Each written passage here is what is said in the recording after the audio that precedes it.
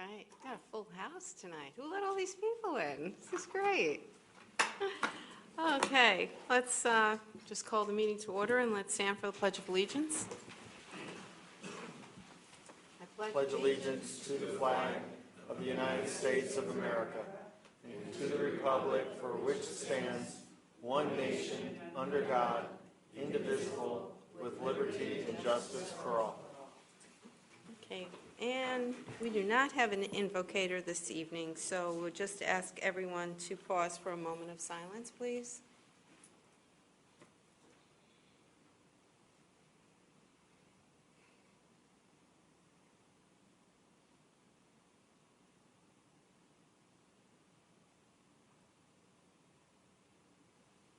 Okay, thank you. Everyone can be seated. Roll call, please, Beth. Mayor Kavanaugh? Mayor Kavanaugh? Here. Vice Mayor Brown? Here. Councilmember DePorter? Here. Councilmember Hanson? Here. Councilmember Yates? Present. Councilmember Magazine? Here. Councilmember Lachey? Here. Thank you. First order of business is a proclamation for McDowell Mountain Month.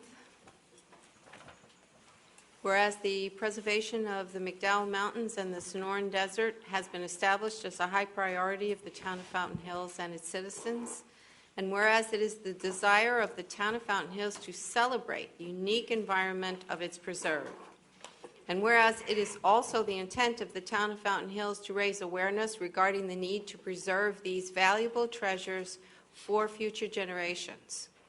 And whereas the first permanent access trail to the preserve has been completed that links the McDowell Mountain Regional Park's Dixie Mine Trail to the preserve's northern boundary via the Sonoran Trail. And now, therefore, I, Linda M. Kavanaugh, Mayor of the town of Fountain Hills, Arizona, do hereby declare the month of November 2015 as McDowell Mountain Month in Fountain Hills, and call upon all citizens to take a moment during the month to appreciate the beauty of this community treasure. Okay. Good. And now, second proclamation is American Diabetes Month. Whereas in the United States, nearly 30 million people, including 692,311 people in Arizona, have diabetes, a serious disease with potentially life-threatening complications such as heart disease, stroke, blindness, kidney disease, and amputation. And whereas an additional 86 million people in the United States are at risk for developing type 2 diabetes. And whereas recent estimates project that as many as 1 in 3 American adults will have diabetes by 2050 if current trends continue. And whereas an increase in community awareness is necessary to put a stop to the diabetes epidemic. And whereas I, Linda M. Kavanaugh, Mayor of the town of Fountain Hills, Arizona, do hereby proclaim November 2015 as American Diabetes Month in Fountain Hills. I encourage all Americans to recognize American Diabetes Month and be part of the American Diabetes Association's Stop Diabetes movement to confront, fight, and most importantly, change the future of this deadly disease. Thank you. Okay, now we're going on to economic development. And for that, I have 3 slides that I want to show you.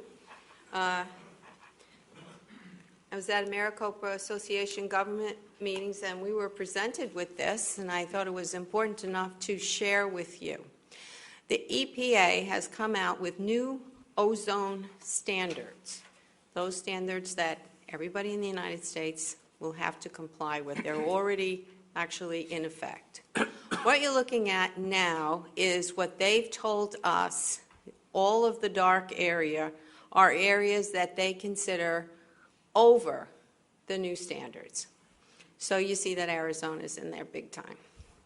So, of course, at the meeting we had lots of questions about this. You know, it's not a big industrial areas. We don't have a lot of that kind of industry here.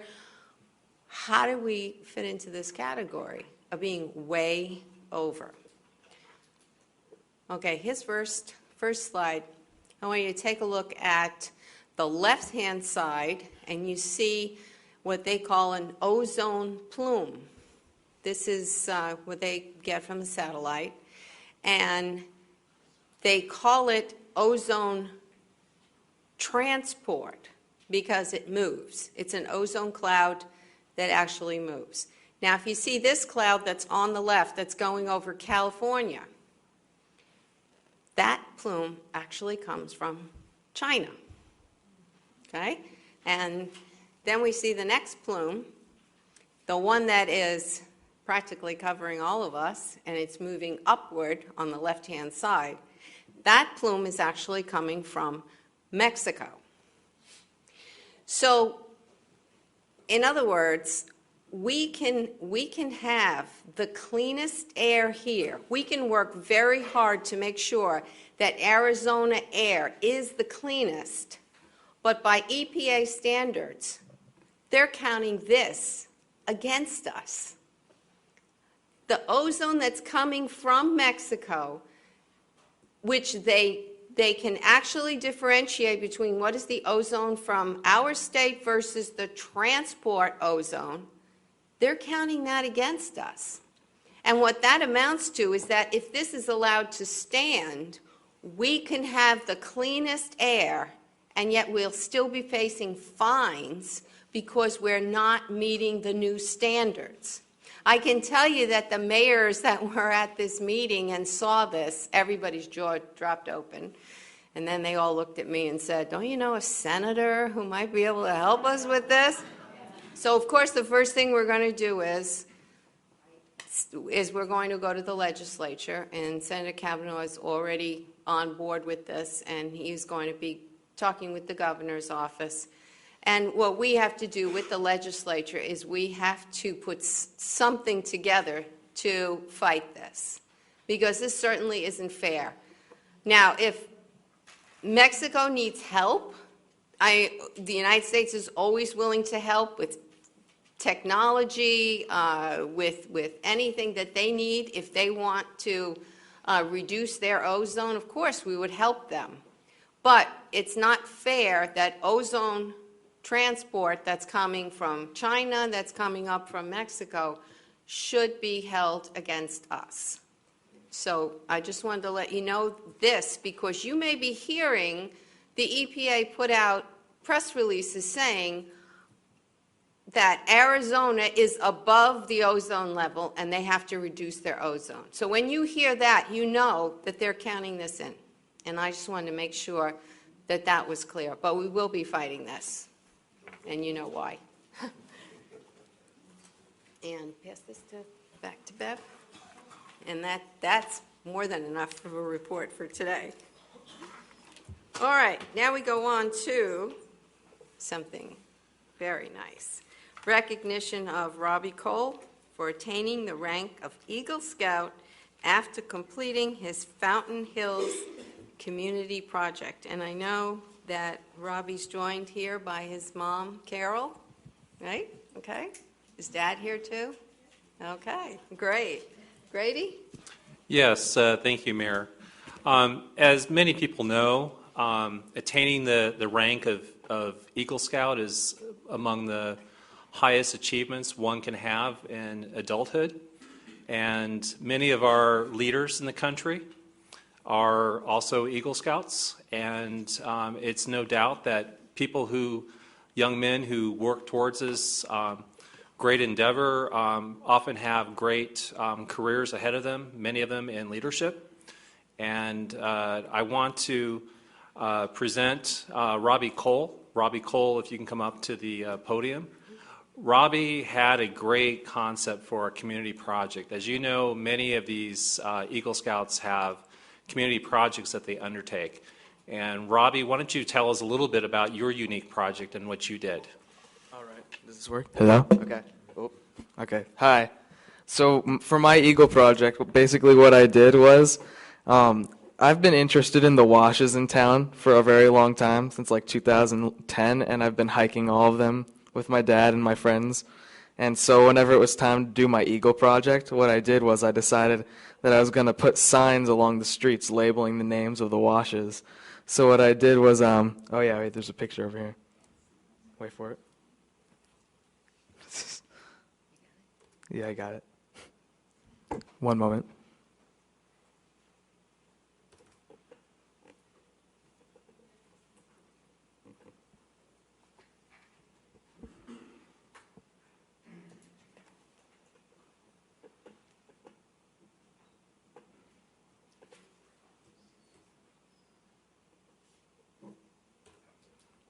See, there's some pictures. Oh,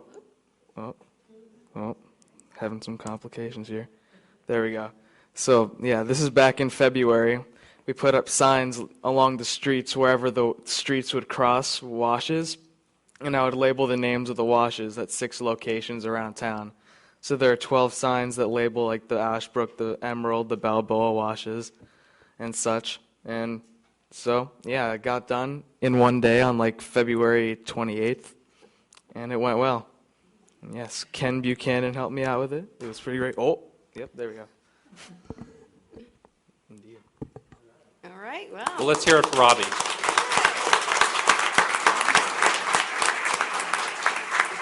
Well, we want to thank you. There are many kids that do Eagle Scout projects, but this one is certainly going to benefit your hometown. And we are very excited, and I know when the signs went up, people started saying, I didn't know that was the name of that wash that's right near my house. So now for as part of the history of Mountain Hills, we now have all of our washes named, and we have you to thank for that. I have a certificate for you, so I'm going to come down, and there's Bob.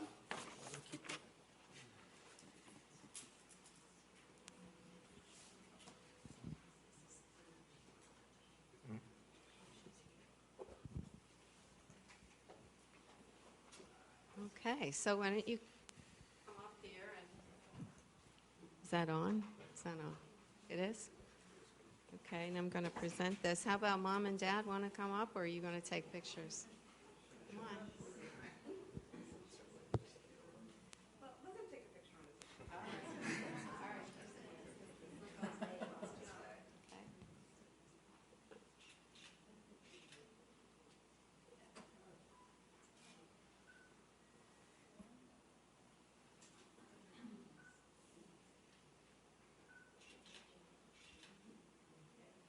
Okay, all right.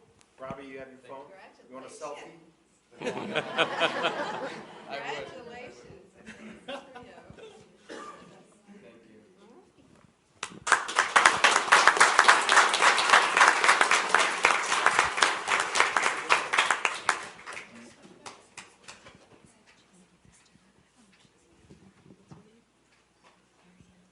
Is Mary Ann Tetlow here from the Diabetes Foundation? No, okay, well, we'll make sure that she gets this also. Oops. How about that? And congratulations, Mom and Dad, because we know that you two had a lot to do with this. Thank you.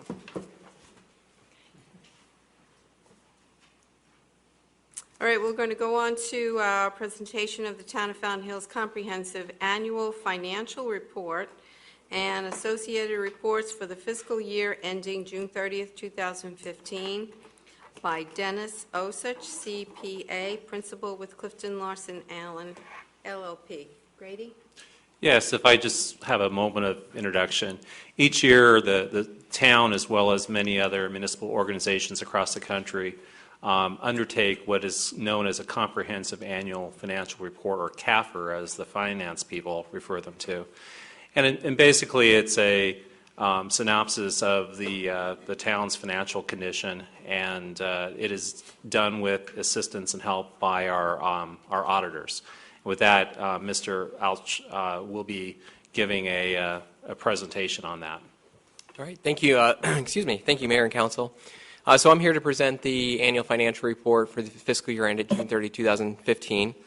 And so we performed the audit. As part of the audit, we issued a letter to governance. You should have a copy of that letter, basically describing what the scope of the audit was, whether we had any type of material audit adjustments, any uncorrected adjustments, what our purpose of the audit was, as well as what management's purpose was as well. So that you've got that letter. We also included in there, we issued the annual expenditure limitation report. We also have an internal control report that we have, the highway user revenue report, and then obviously the CAFR, which is the financial statements that you have. So the internal control report that we have, we will report any type of material weaknesses or significant deficiencies that we might find as part of the audit. We perform our audit on a risk-based approach. So a material weakness would be any type of finding that we had where we had a material audit adjustment, or the internal controls were such that we felt like a material misstatement could occur in the financial statements. We did have one material audit adjustment for a revenue accrual at the end of the year that was booked by the town subsequently. And then any type of significant deficiencies are also a control deficiency, but something that doesn't rise to the level of being a material misstatement, where there wasn't a material misstatement, or we didn't feel that the control was such that it could result in a material misstatement. But we did have one significant deficiency that we did report, and that was over the internal controls over building permits. And it was really just over the review of those building permits that were going into the computer system. And then the annual expenditure limitation report. Every year, cities and towns are subject to an annual expenditure limitation amount. Cities and towns can either elect for a voter-approved amount, or they're subject to the Economic Estimates Commission, where they can do a permanent base adjustment as well. You are under the Economic Estimates Commission, which is based on population. You were under that by about $8 million, or about $8.8 million during the year. And so in that report, we provided an opinion basically saying that the annual expenditure limitation report that was prepared is in accordance with state statute, as well as the fact that you were within your expenditure limitation amount. And that report basically is a reconciliation. It's taking your accrual-based and your modified accrual-based financial statements and really breaking them down and bringing it down to a current financial resource number in order to determine what your expenditures were that were subject to the expenditure limitation amount. The highway user revenue report we test a sample of payroll as well as accounts payable disbursements to determine that the highway user revenue funds were used in accordance with statute. It's on a sample basis, but we issued a report on that, and we issued a clean opinion on that. We didn't have any findings related to how those highway user revenue funds were being used. And then finally, the comprehensive annual financial report, which is the big report that you've got. We issued an unmodified opinion, or a clean opinion, which means that the financial statements were in accordance with generally accepted accounting principles. There were a couple of significant items that did occur during the year. Obviously, you had two different refundings that had occurred during the year. The combination of those two refundings provides a future savings to the town of about $100,000. So that was one of the bigger items. You'll also note on there's two different types of financial statements. One's on the full accrual basis, and then you've got your fund financial statements, which are on the modified accrual basis. You'll see on the full accrual basis of accounting, those are all of your funds combined. So your combined funds had an unrestricted fund or net position of about $15 million. And if you try and compare that to your fund financial statements, you'll see a little bit of a difference, and those are the adjustments to the full accrual basis. But you'll see within the general fund that you've got an unrestricted fund balance, I believe, of about $4 million.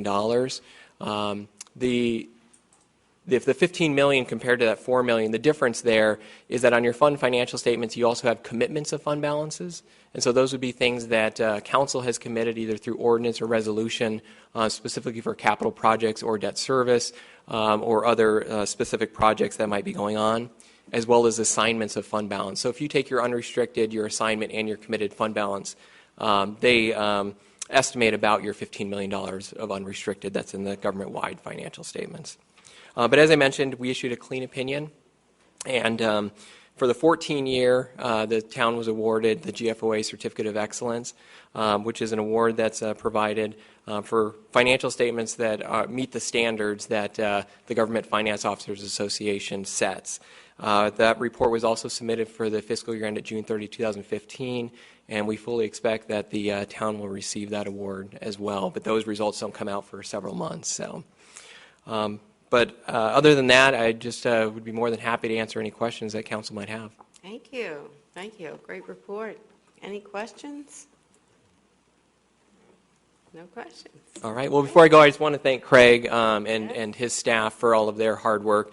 Obviously, we couldn't get it done this quickly without, first of all, the books being in good shape, but also just their support as well. All So right. thank you. Thank you very much. Yep. Okay.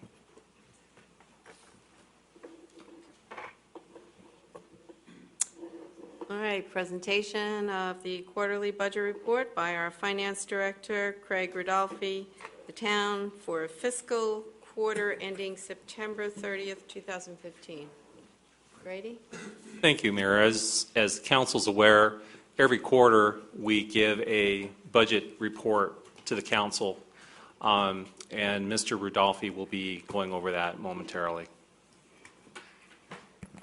Mayor, if I may, Councilman Mack. I just want to recognize Craig because I suspect we wouldn't have had such a clean audit, as the gentleman said before, if Craig hadn't been intimately involved in it. So I want to express appreciation. Thank you. Mayor and council members, this is our first quarter of the new fiscal year. And you've seen from last year that we sort of caught up at the end of the year and exceeded both our revenue and expenditure projections. So we were on a good track. This is starting the new year. Once again, I'd like to just outline that we have what we call our operating fund, which consists of 4 of our separate funds. So if you're looking at any of our individual funds and you're not finding the same numbers, the reason is that we've combined several of them to create our operating fund. For all of our funds, the revenues were just under $5 million. And this graph shows the breakout by the individual funds, the operating fund being by far the biggest one, and consisting of all of our general operations that the town utilizes. This is just our operating fund, showing where our revenues are coming from for the operating fund, heavily dependent on local sales tax, and as well as the state shared revenues for state sales tax and state income tax. They're 93% of our operating budget. And unfortunately, at this part of the year, we're only at 84% of our first quarter budget. When I was preparing this, I was concerned because of our big under budget projections where we are. But bear in mind that this is the first quarter. All of you are aware that as our winter visitors tend to return to town, our second and third quarters definitely take off and are much better than our first quarter. Our financial system is somewhat limited in that as we prepare our total budget for the year, the system just allocates it arbitrarily 1/12 per month. So to take our total for the year and divide it by 4, this is what we're seeing for our budget, but yet our revenues are under that because we typically pick up our revenues in the second and the third quarters. Here's how we stand. We're at 90% of our budget for local sales tax revenues, a 97% of the year-to-date budget. Almost all of our revenues are slightly above our projection. State shared revenues are almost exactly equal to both last year and our budget. And here is our local sales tax. 55% of our operating fund, once again, under budget, and I attribute that primarily to the way our financial system allocates our budget.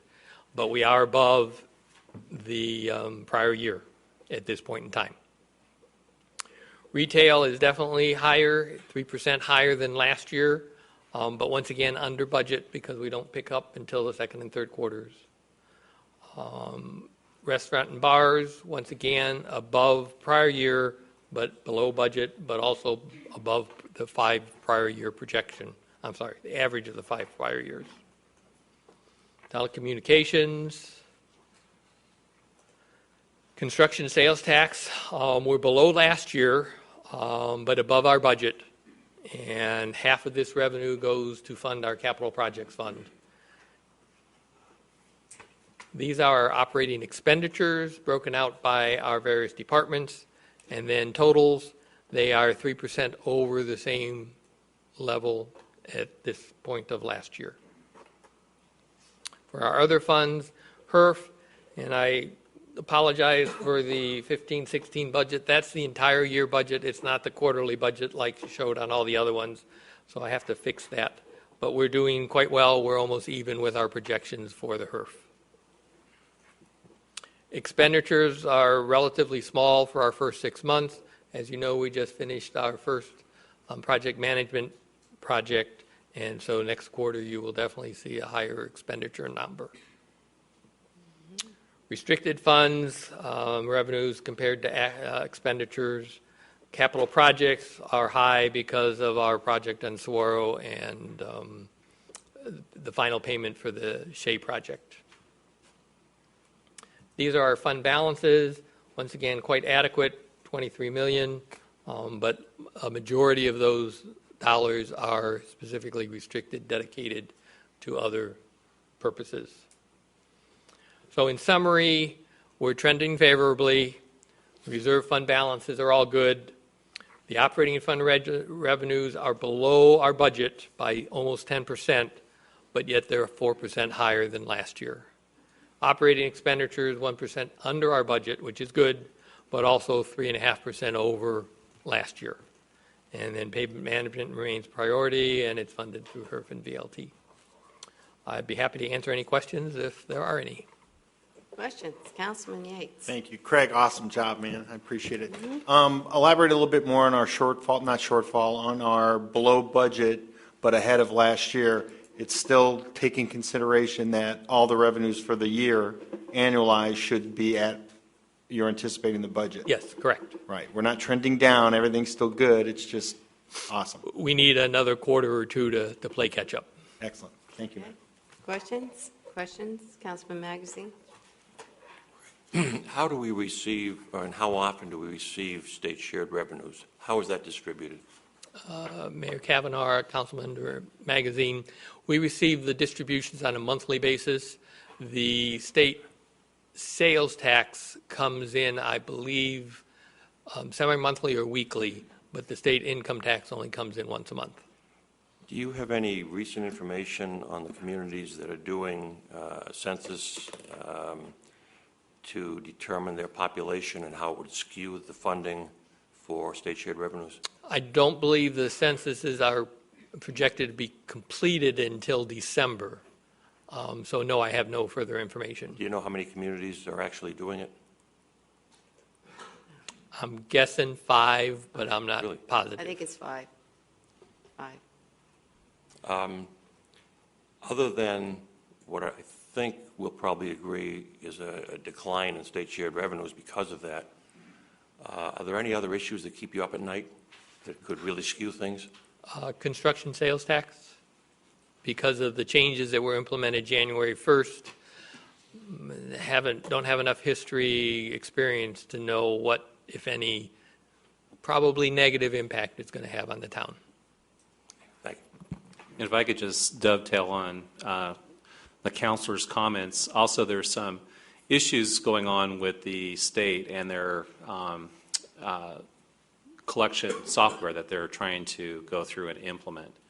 And so there could be some potential issues down the road as far as, I guess, potential slowdown in disbursements until that's all kind of finalized. But right now it looks like, as Craig indicated, things are looking, I think, pretty good considering. Just one other, if I may. Councilman Magazine. Just one other question. We've allocated $1.5 million for the first zone for pavement management. Do we have any feel for how close we're going to be to that, or is it just too early? Our development services director may know better, but I'm pretty sure that we spent close to that amount of money. Did not exceed. Okay. And just to let you know, we're going to be coming to council. It's November 19th, correct, on that. Basically a reauthorization and update to the pavement management program that the council put in place a couple years ago. Mm-hmm. And to your earlier point, Grady's right. There might be a bit of a slowdown as far as the DOR, since we just discovered that they're still on cobalt. I'm sure Robbie doesn't even know what cobalt is. So that's going to take a while to work that out. The league is also working on it. Yes. Any other questions? No? Good job, Craig. All right, thanks, Greg. Great job. All right, presentation by Recreation Supervisor Rachel Goodwin regarding the town sponsorship of the Copperwind Women's Pro Challenge tennis event scheduled for November 8th through the 15th, 2015. Grady? Yes, Ms. Goodwin has some great news that she's going to be sharing with you about an event that's going to be taking place starting next week.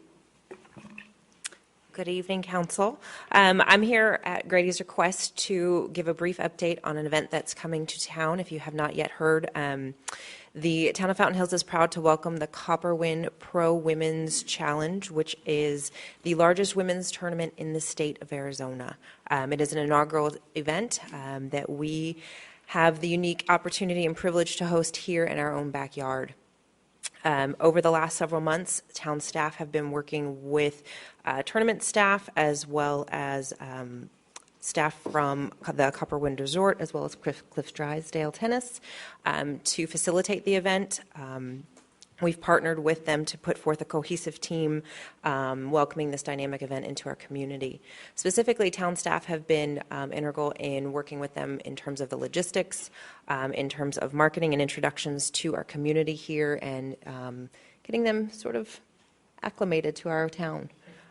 So we've been working with them, and as in kind, they have agreed to award us a gold level sponsorship with the event, which basically translates into featured branding, the tourism brand throughout the event, including the website, the program guide, on-site banners. I was just notified tonight that they're going to be having a shuttle service that goes throughout the valley that has our branding on it as well. So that's very exciting for us. And then we'll also have a 30-second video that will be featured on their live streaming on the website throughout the event, which runs from November 8th, which is Sunday, through next Saturday, November 15th. So at this time, I'd actually like to introduce Scott McCullough, who is with Cliff Drysdale Tennis. He is our tournament director, and he can answer any event questions you might have.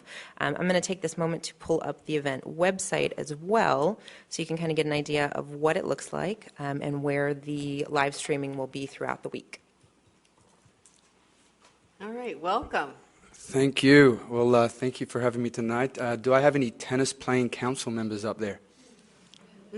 Not yet. One. There we go. Fantastic. My name's Scott McCullough. I'm with Cliff Drysdale Tennis. We're very proud to be a part of the community here and have you guys as partners with this event. It is a very prestigious event. It's part of the professional tennis tour, and so we are one of about 50 places throughout the United States that are hosting something of this level. It's a $50,000 prize money event. It's also streamed worldwide. We will have girls coming from 22 countries competing at the event, and all of the girls that are in the main draw were playing at all the major Grand Slams, from the French Open to the US Open, Australian Open, and Wimbledon. So it's a very, very prestigious event. We're very proud to partner with Fountain Hills and Copperwind to hold this event here in our first year. It's transferred from one of our clubs in Texas. So we would love to have it open to the community all through the week. And it is open to the community at no cost from starting Sunday through to Thursday. They can get tickets on the website. We will also have probably about 200,000 streams coming through the week from the tournament. That's the average number that's trending in this pro circuit, and it's part of the United States Tennis Association's pro circuit. So we're very happy to partner also with a lot of the big companies in the community, with Sonoran Lifestyle Real Estate a part of it, and also some other big featured partners. So any questions that you may have? One other thought I might open up here is we do have a lot of community elements. So we do have community sponsorships, so we will be awarding scholarships to kids in the community to be a part of tennis for 2 months after the tournament as well. And we will have a Veterans Day clinic for any active and retired veterans and military on Sunday of the finals, along with some appreciation events through the event as well. Any questions at all? Like when your first tennis lesson is? besides wow, and what a coup for Fountain Hills. And we were just so excited to have Copperwind doing this once again. When Copperwind started, they started with some great tennis tournaments, and we were so excited to have them in our community. And this is just incredible. I mean, we couldn't ask for it. When Rachel came to me and said, do you want this in town? I said, do I want it? When? How fast? Of course. So we're really excited about it, and we're excited to be a part of it. Councilman Yates. Thank you, Mayor. Thank you so much. We all know why you came here, but why did you choose Fountain Hills? We're a tennis management company, so we manage about 30 properties across the country. Cliff Drysdale has been inducted in the International Tennis Hall of Fame, and he is one of the legends of the tennis game. And so we have actually come into Fountain Hills to manage the Copperwind property for the tennis, and we selected this property because we have a counterpart male-men's tournament in Napa Valley for $50,000. So this is part of our West Coast tour, and we really feel strongly that tennis can become a very active part of the Fountain Hills community. So we thought this would be a great launching platform, and we've actually partnered with the USTA Southwest section as well, who are a big part of having this out here. One follow-up? Sure. I get the sense you're European. Yes, Where are you from? I come from Lubbock, Texas. No, say y'all. Yes, no, I'm from Sydney, Australia, so I've been in the States. Aussie. Yeah. I apologize. I meant No problem. So I've been in the States for about 15 years, but so yeah. All right. Thank you. Anyone else? Councilman Porter. Is the hotel still called Copperwind? Yes, it is. It's currently Copperwind. It's going through a rebranding process right now. So would your tournament name change with the name of the hotel? Yes. As that changes, got it. Yes. Okay. Or the Fountain Hills Classic. Something Yeah, like that's that. it. Exactly. That's even better. You're on I for like title that. sponsor Thank you. next year. Great. Yeah. All right. Councilman Leger. Thank you, Mayor. Are we looking at this as an annual event? That is the hope. That is the hope. It is awarded for 1 year at a time, and that is with every pro circuit event. Sure.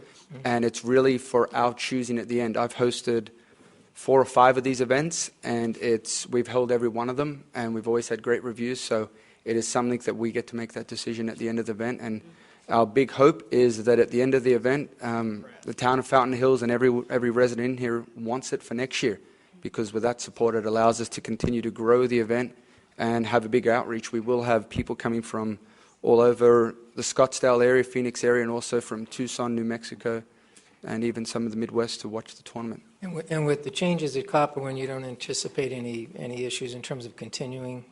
No, they've been incredibly embracing. They've actually accelerated a lot of their enhancements around the property to tie in Sure. with the tournament. Awesome. Well, thanks. Which is Welcome fantastic. to Fountain Hills. Thanks so much. Anybody else? Appreciate it. Well, if there's anything that we can do to make this a success, you know where to find us. Thank you very We much, want and you thank to you all, and succeed. to also Grace and Rachel for all their support. They've been fantastic. All right. Thank you. Thank you. Nice job, Rachel. That deserves a clap.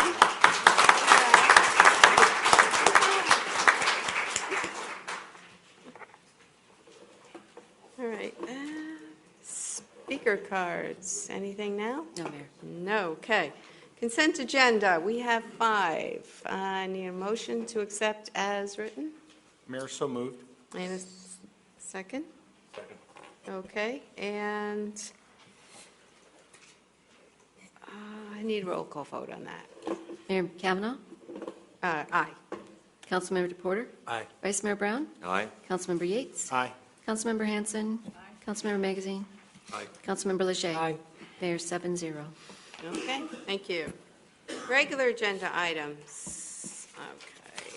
We had kind of a long beginning to our meeting, and in consideration of Christy Passarilli, who came a long distance to be with us, we're going to bump number 13 up to right now, okay? And I hope our local residents won't mind. You don't have far to go, she does. Consideration of Ordinance 15-09, amending Town Code, Chapter 2, Mayor and Council, Article 2-3, by modifying the provisions relating to all mail ballot elections and by incorporating changes to state law regarding calculation of the majority of votes cast. Grady, did you want to start? We're very fortunate to have a representative from the county tonight who is very experienced in elections to go over some changes from what the council may have recalled when they adopted an ordinance a few years back regarding all mail ballots. So with that, we'll go ahead and go forward with the presentation. Thank you very much.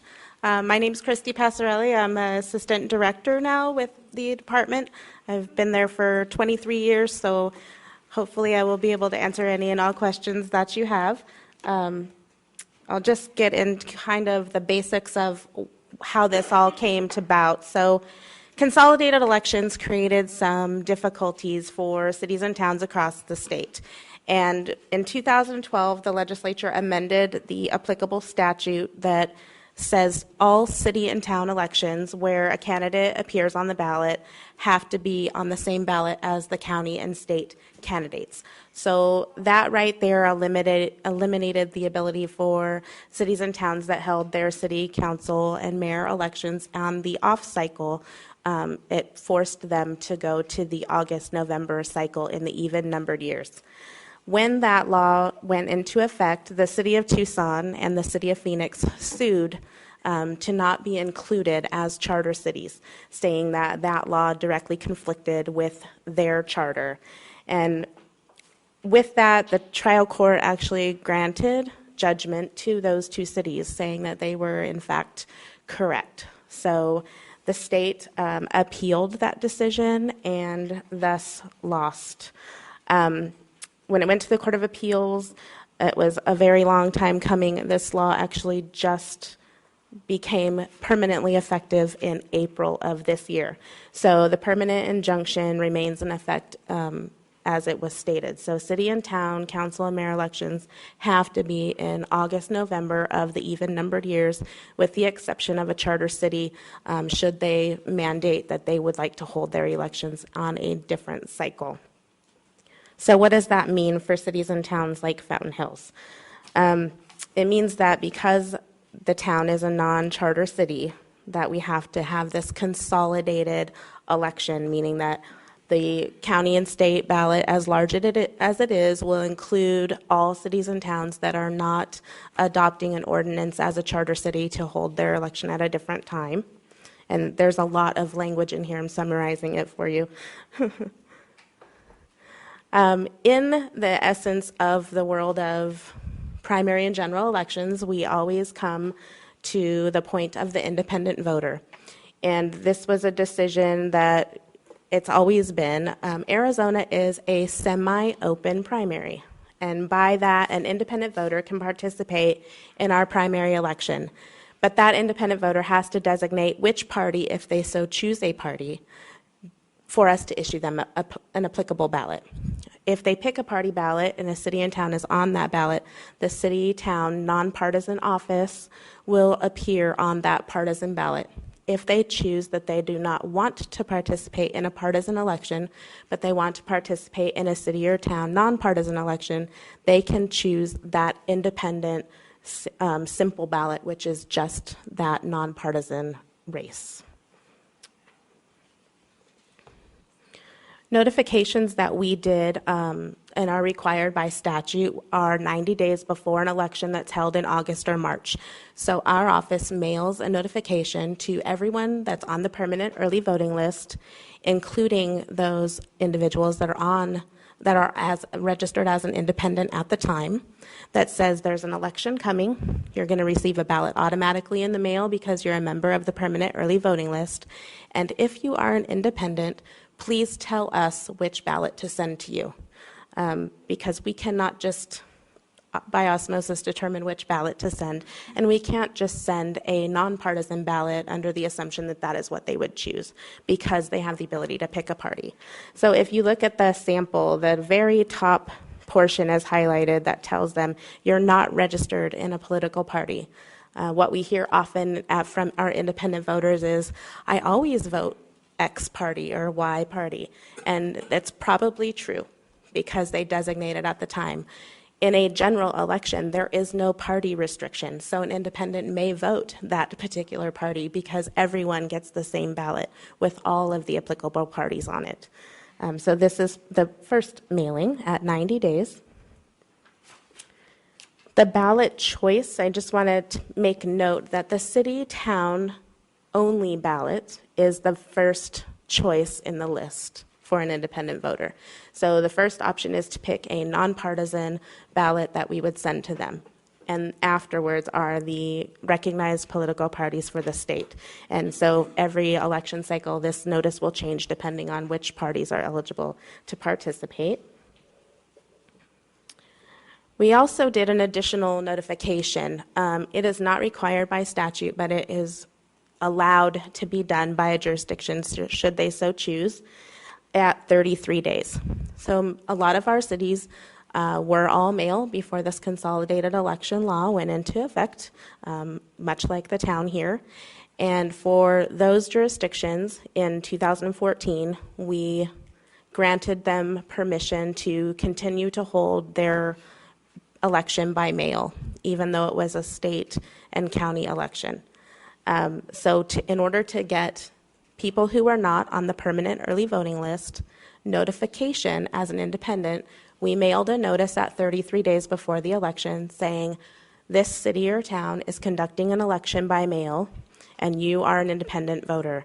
Please tell us which ballot you would like us to mail to you. Because as you all know, in a mail ballot election, there are no polling places.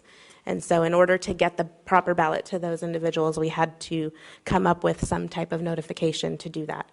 It is not required by statute. We just came up with the funds in our budget so that we were able to do that.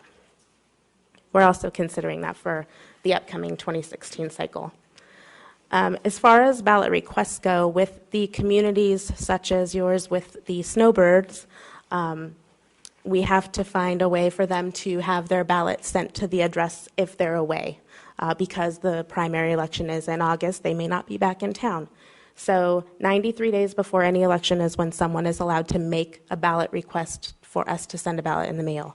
And we accept them for both the primary and general election at the same time.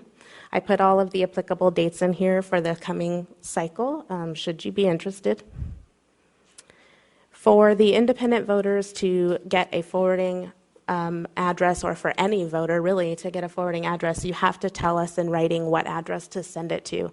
Automatically, if you're on the permanent early voting list or in an all-mail jurisdiction, we send to the address you have on your registration record. And if they are not back in town, that ballot will get returned to us because they're not able to be forwarded by statute. And now the big question, why can we not have all-mail ballot elections in 2016? And it's for all of the reasons that I stated in the beginning. The law does not allow for cities and towns to have a non-consolidated election separate from the state or the county. It's actually not something that is new to some cities and towns. In 2014, it was a first time due for the county. We tried it. It was a disaster, and I will show you why. Several calls, and my ear burned for many, many weeks of not just community members and voters, but legislators and other elected officials who had a lot of complaints on their end as well. And, you know, our job at the county is to make sure that a voter can vote without difficulty in any way possible, and that's what we strive for. And this did not work out as we had planned. So we had lots of confusion and frustration. Looking at a map shows the picture. I will summarize what this says. If you look at all of the areas that are shaded, those are the city boundaries. All of the red lines are the individual voting precincts that voters live in. When we conduct elections, you have to conduct an election by voting precinct. So if a city boundary does not encompass an entire precinct, that creates holes. And for those holes in any precinct, I had to, personally, I do the polling places, I had to find a polling location for the small portions that were the bubbles. The confusion is that there's a polling place for the people who are not in an all-mail ballot, city or town, But the people who are across the street and they are in the city or town, those individuals were mailed a ballot, and the only place that they can get a replacement ballot is from their city or town clerk or our office. They cannot go to the polling place because it's not a polling place election. So the people on the other side of the street who are not in the city could go to their regular polling place on election day because that's how they always vote, and they didn't vote by mail. The biggest portion of confusion was for the city of Buckeye. And if you know what the city of Buckeye looks like, it now goes from very far south of the valley, hundreds of miles north of the valley, up to the town of Wickenburg. So people who lived in Festival Precinct, which is kind of in the middle of this picture, they think they live in Surprise. They don't. They live in the city of Buckeye. Surprise had a polling place very close to the boundary of that precinct, and the people who lived in any of those areas that were in the city of Buckeye had to drive down to downtown Buckeye in order to get a replacement ballot. And the people who lived in the little holes got to go to their polling place. So I will spare you the large amount of detail that was ringing in my ear on a regular basis, especially on election day. So it was not pretty. The cost for holding an election seems to cause some confusion as well. So when you're on a county ballot, the cost is much cheaper because it's one ballot for everyone. It's 50 cents per voter. When a city or town holds their own election on a non-consolidated date, it's $2.12 per voter if it's an all-mail jurisdiction, which is also cheaper than a polling place election. And a polling place election is $1.37 plus $2.12 for every ballot that I mail. So a county ballot is cheaper. A mail ballot election in an off year is cheaper than a polling place election, but the costs are nowhere near what the real costs are. That's just what we charge. I know you're going to have questions. Any? Well, I know the first question anyone ever asks is, can I still get a mail ballot? And you still can get an early ballot mailed to your house if you can't go to a polling place. 100% yes. Okay. We still have the permanent early voting list. Even if you're not on the permanent early voting list and you want to vote in one specific election, you send me a request and I will send you a ballot. Okay. I will make a note, we're in the middle of election week. Tuesday was election day for a majority of the county, and 97% of those people who voted by mail ballot. We had a 3% turnout at the polls. And doing it this way, this doesn't cost the town anything. This is on the county expense? This, for when you're on the county ballot, it's 50 cents per voter, and that has been a standard cost for many, many, many years. Okay. But we share the cost with you, 50 cents per voter. And there's no additional charge for mail ballot. We would be mailing that ballot anyway, even if the city or town was not on our ballot. Mm-hmm. Bev, did you have anything that you wanted to add to this? I know she does. No. No. Bev loves me. We were very busy election day. There were a few of the council members that came through, and they saw how nuts it was. Because even though we had people receiving a mail ballot, the school district was having a bond election that same year, and they told people just to go to town hall and vote, even though they were mailed a ballot. So we wound up having a complicated issue because we had to reproduce ballots for those people who came in. And that is the highest provisional ballot total, is people who receive a ballot in the mail and then they don't use it. And they go to the polls and they have to vote a provisional ballot. And they're mad at us, but that's okay. Their ballot still counts. Right. It's just, we mail the ballot. Maybe someday in my lifetime we will be an all-mail state. Judging by the way that the return rate is at 97%, I only imagine it's going to be 98% someday. And pretty soon we won't have polling places. Thank you for inviting me to be able to come out and explain this. You're my second jurisdiction. I'm going out to Queen Creek. So, yes, a question. Yes. So I would like to try to simplify this. Okay. If I could. I will help you. So in essence, we're going back to the way it was before we became an all mail-in ballot. We're going back to a ground election, and if you want to ask for a early ballots, you may, and you may receive an early ballot, Correct. mail-in ballot. Yes. So we're just reverting back to where we started.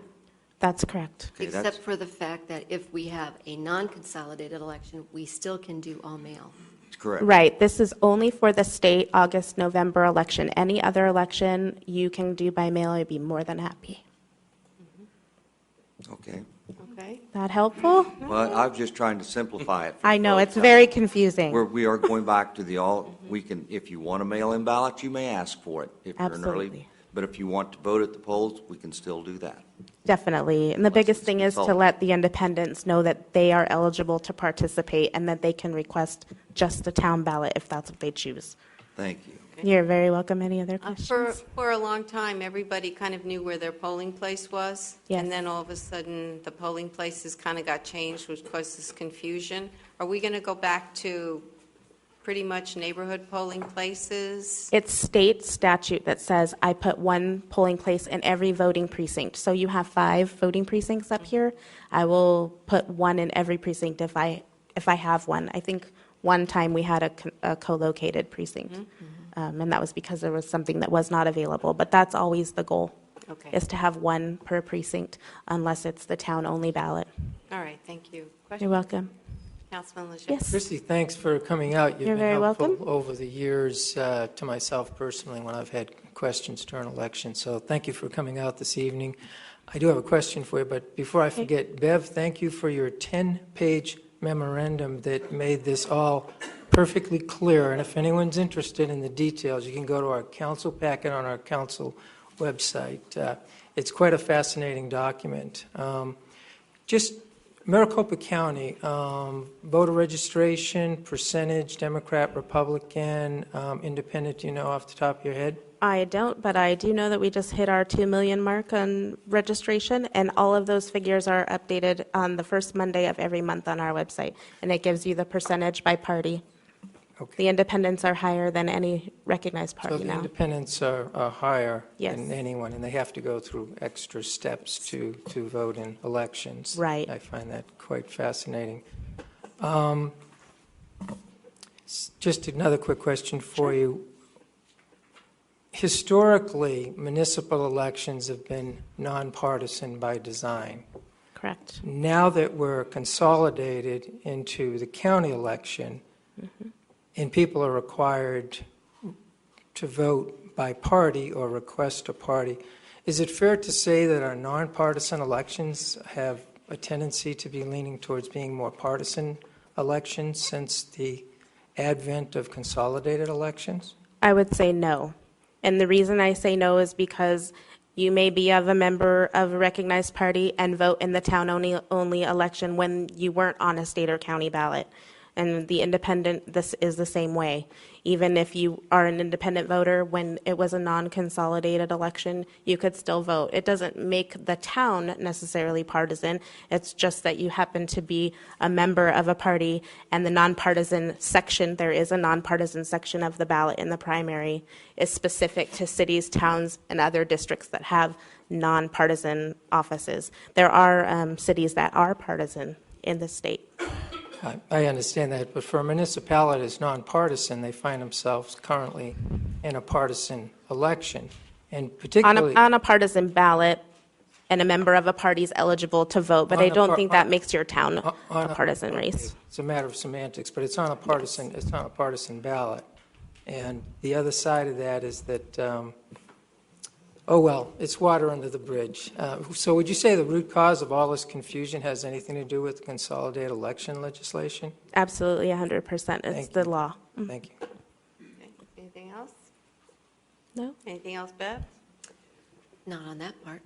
I just want to say thank you for letting me come here, and today must have been a good day for me because your proclamation about diabetes struck a chord with me. My son is type 1, and it's only been 4 years, and we fight every day to keep him alive, so thank you for doing that.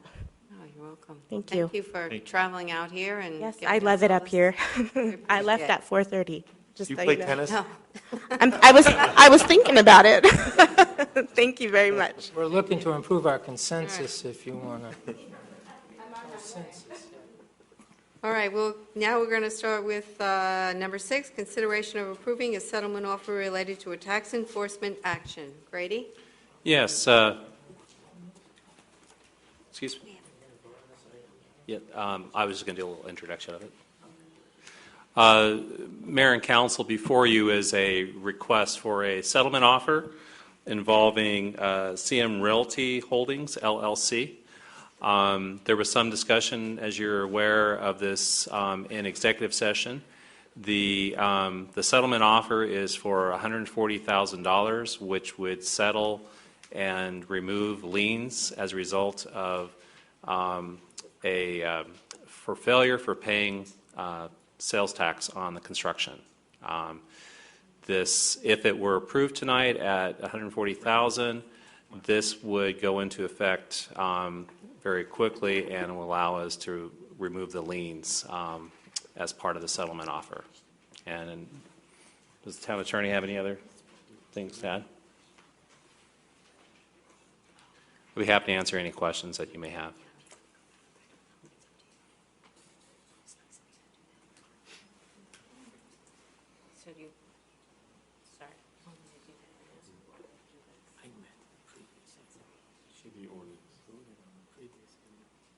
Oh, I'm sorry. Yeah, I'm sorry. Sorry, go ahead. Mayor, I'd make a motion. If I may. Yes. I move to approve and accept the settlement agreement for $140,000. Mayor, second. All right, any speaker cards? No, Mayor. Any other discussion? All in favor? Aye. Any opposed? Mayor, 7-0. Okay. And I apologize. I think Mr. or Councilmember Leger was referring to 13, and I went back to 6. So. Yeah. Well, I wanted to give Christy the opportunity to give her presentation, and then I was going to go back to that, but I can do that now. Okay. Should we do that now? Okay. So we're going back to 13. Oh. A motion on number 13. And a second? Second. All right. Any council discussion further? Any speaker cards? Yes, ma'am. Jenny Dickey?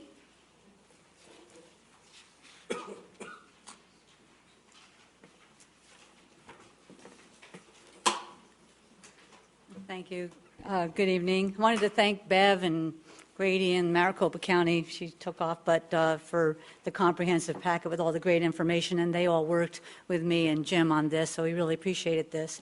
In 2011, the council unanimously decided to mail a ballot in the spring to every registered voter to increase voter turnout, to make voting accessible and convenient for our citizens, to ensure that our local issues didn't get lost deep in the ballot, and also to maintain the nonpartisan integrity of our elections.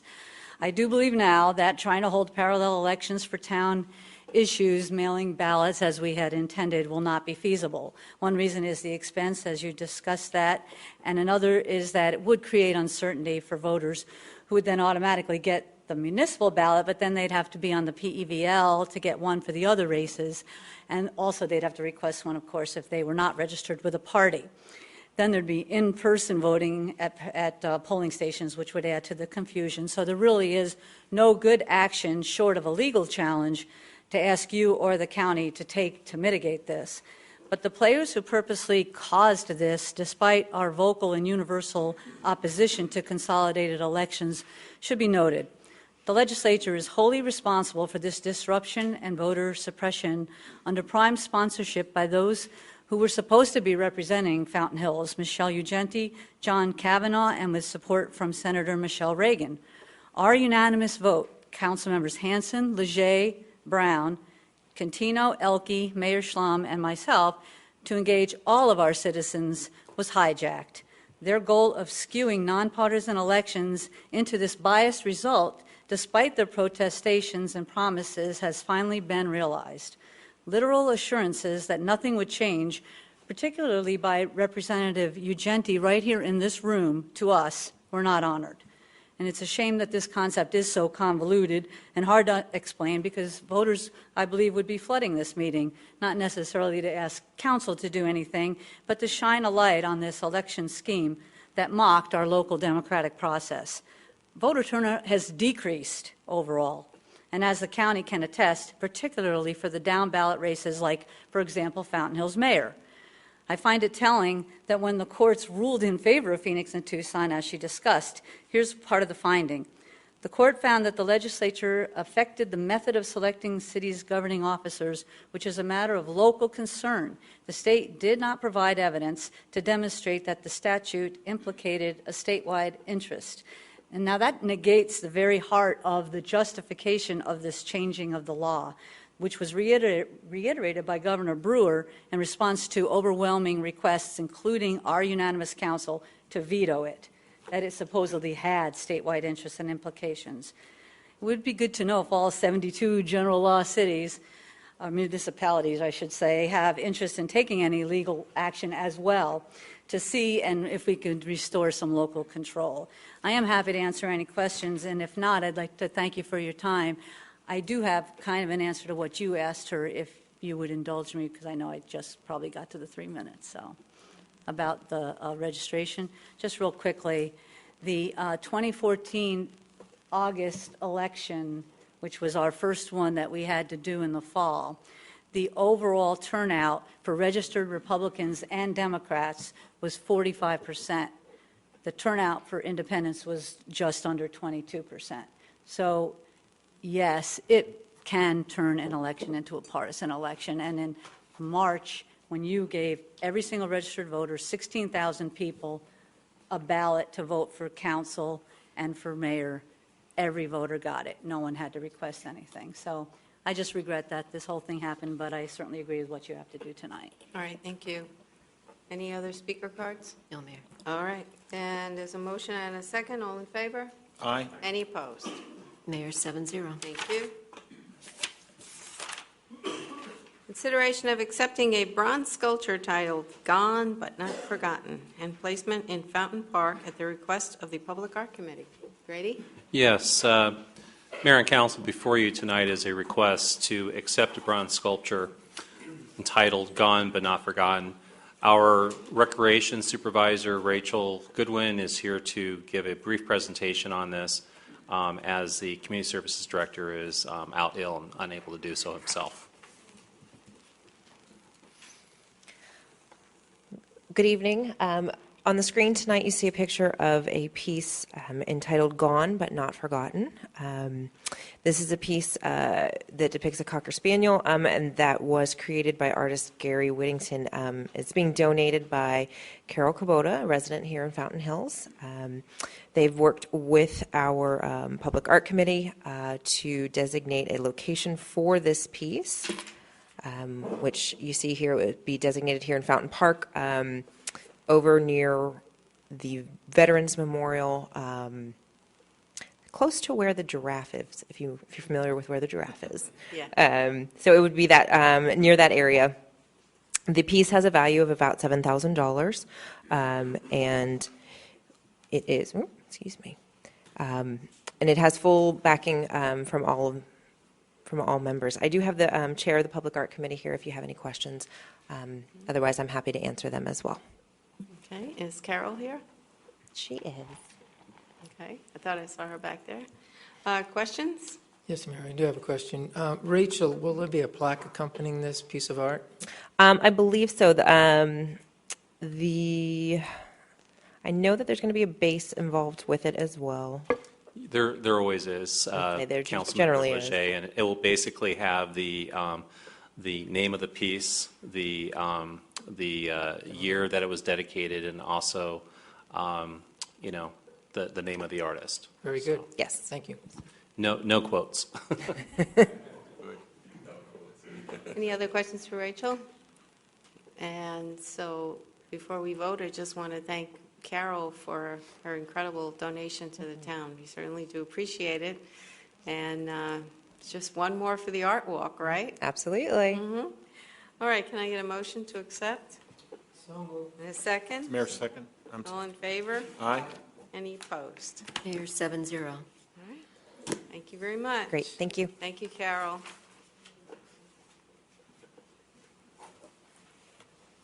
Discussion with possible affirmation of Fount Rushmore as the official name of the plaza near the U.S. President's statues at Fountain Park. Grady? Yes, Mayor and Council, it was brought to my attention not too long ago that the name of the plaza near where we have the presidents over at Fountain Park, we have President Reagan, we have George Washington, Jefferson, and we have Teddy Roosevelt. As you know, 4 of the 5 of those are actually seen and can be seen at Mount Rushmore. The Public Art Committee, I'm sorry, and Lincoln. And as you're aware, 4 of the 5 of those are at Mount Rushmore in South Dakota. And I believe the Public Art Committee at one point, kind of tongue-in-cheek, wanted to kind of have its own version of Mount Rushmore, and they called this Fount Rushmore. But when I was just looking at just the process and just learning more about how we have naming of town facilities, it became obvious that this had not come before the council for official approval for naming. And so what I request is that the council consider affirming the name of Fount Rushmore. I think it's a great name. It's appropriate since Fount stands for fountain. And I think it's really nice. And we have an outstanding collection, and I think that this would be awesome. But I do think, though, in all seriousness, that the council really should act on this and consider affirming the name of Fount Rushmore as the official name. Okay. Anyone from the Art Committee have anything they want to add? Sandy, anybody? You have to come up if you want to add something. I know this was the idea of Roy Nickel, the guy who brought us Teddy Roosevelt. And council, yes. Roy Nickel is one of our committee members, and he's been really involved in having all of the presidents become in a little president's walk. And he was the one that, well, it was more than him. We all thought, oh, Fount Rushmore because of the fountain.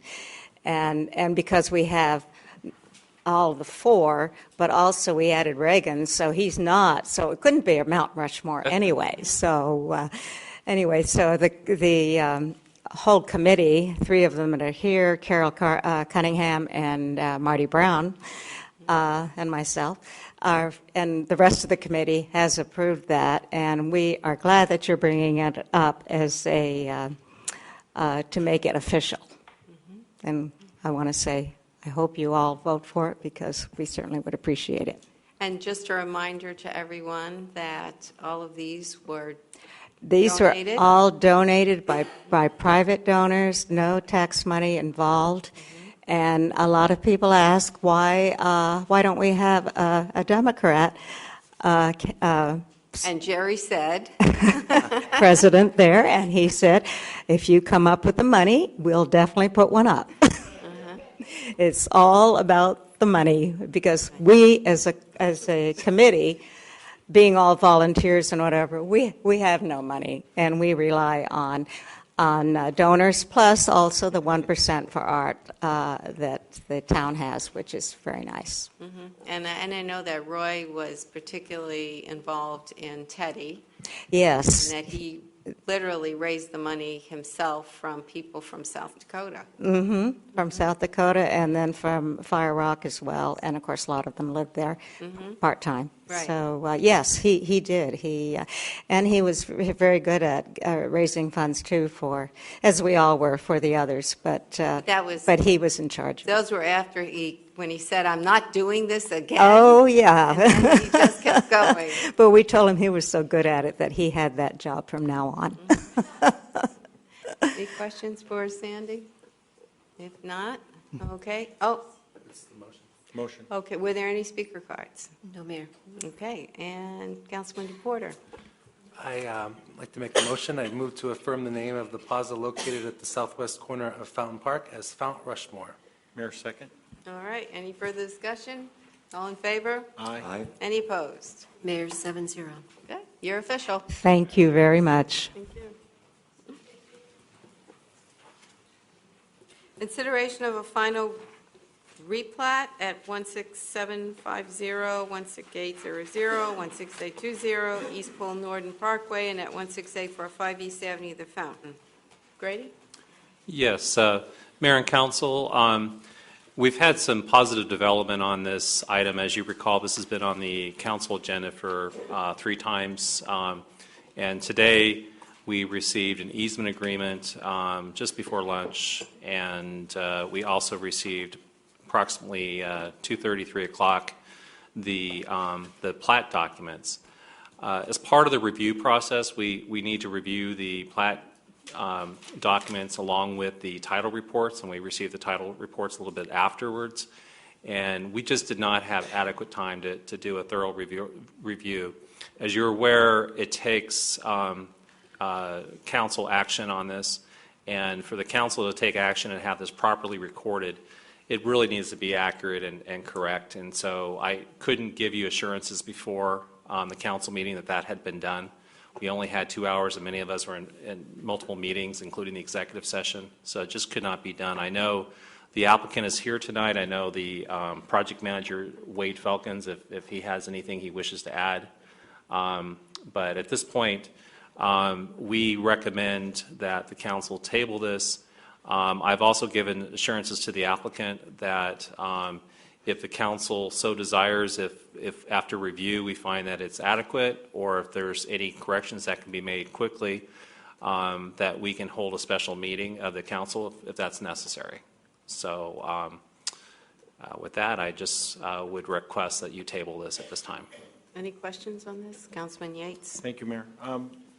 Grady, I know that they've been working off a permit, a temporary permit. How does this affect that permit? So I have a extension that's up in my email upstairs that I was going to send to INSHE, and it was sitting up there because I was wanting to make sure that we had this potentially approved for tonight. So when I'm done after the meeting, I'm going to go upstairs and send that so that they get the extension. That will be good for another week. And I'm hopeful that the building permit will be forthcoming on this. And I do apologize. I know that the applicant worked very diligently, as there's a lot of moving parts and different parties to this. And I know they're going to be very disappointed, but it just was not something we could do tonight. Thank you, Mayor. Right. Anything further? If not, can I get a motion to table? So moved. And a second? Second. All in favor of tabling? Aye. Aye. Any opposed? Mayor, 7-0. All right, thank you.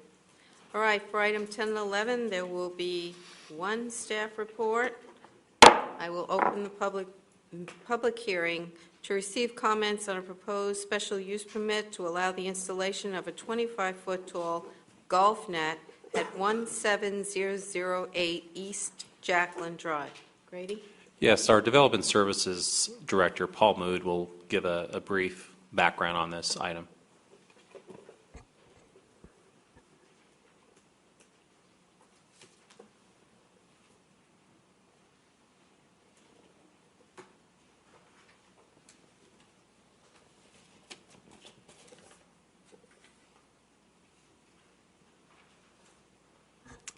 Good evening, Mayor and Council. This application is by Lisa Denny for a special use permit to allow a 25-foot tall golf net to be installed at 17008 East Jacqueline Drive. The property is located in a dogleg section of the 4th fairway on the Desert Canyon Golf Course. Numerous golf balls regularly land on the property daily. In fact, I went out there today to meet with the applicant to look at the property, and when we were in front of his property by the cart path, we were talking with a ranger, and his golf cart got hit by a line drive golf ball that would have went onto the property if it didn't hit the golf cart. Their new house is currently under construction, and this lot has at least one of the laborers been hit by an errant golf shot already during the construction. The applicant wants to be able to protect the property as well and enjoy the use of their backyard safely once the house is occupied. The bottom picture with the yellow, that shows the location that they want to place the golf net. The top left picture shows the mesh fence. Please note that the fence that's proposed will not have the mid crossbar on it. It'll be just a full net. And then the top right picture is the plan view and the fence elevation. The zoning ordinance lists 6 criteria that must be met in order to grant a special use permit for a golf fence. They're shown here. I won't go over them. They're in the staff report, and also why the reasons staff feels that they've been met. The Planning and Zoning Commission heard this item, and they unanimously recommended approval, and then staff recommends approval as well as presented. And be happy to try to answer any questions. Questions from council? Mayor. Questions here? Councilman Magazine. Yeah, I'm certainly sensitive to the need for this, but I'm just curious, does this affect the line of sight from any other home? Going back,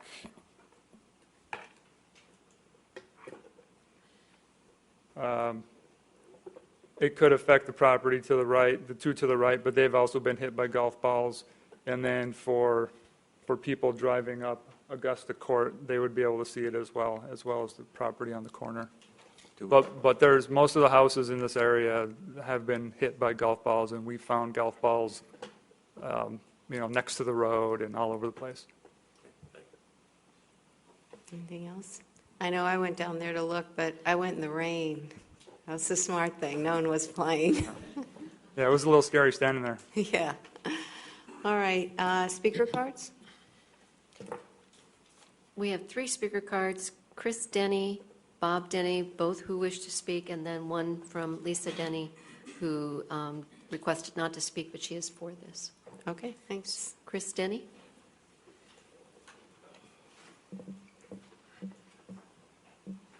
Good evening, Mayor and Council. I'm the applicant's brother-in-law. I'm also the general contractor, and I'm sort of an old-school general contractor. I'm on this site every day, making sure that things are being done the way that my family who's building the house wants it done. During the course of construction, I have recovered these golf balls.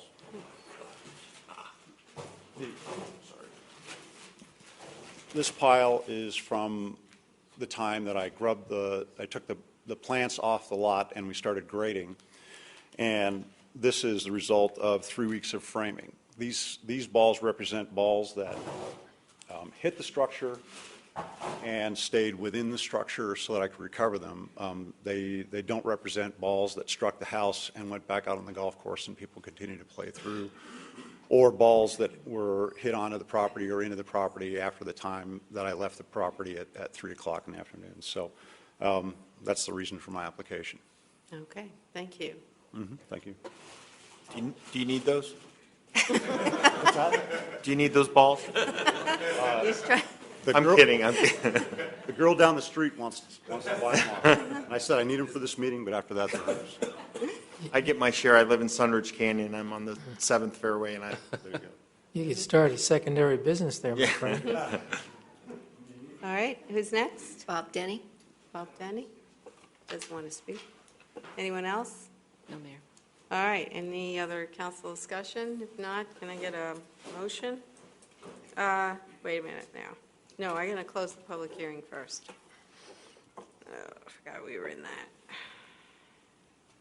All right, close this public hearing, no more speaker cards, and we are on consideration of proposed special use permit as just presented.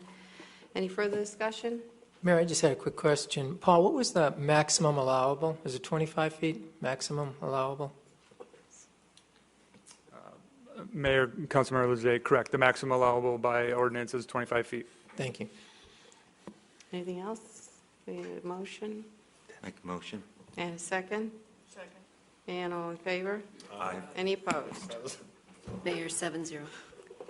Okay, motion passed.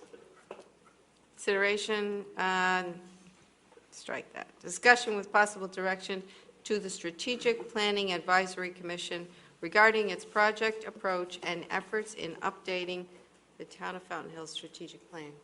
Grady? Thank you, Mayor. Mayor and Council, before you tonight is a request from the Strategic Planning Advisory Commission to give direction to the project approach that they are requesting.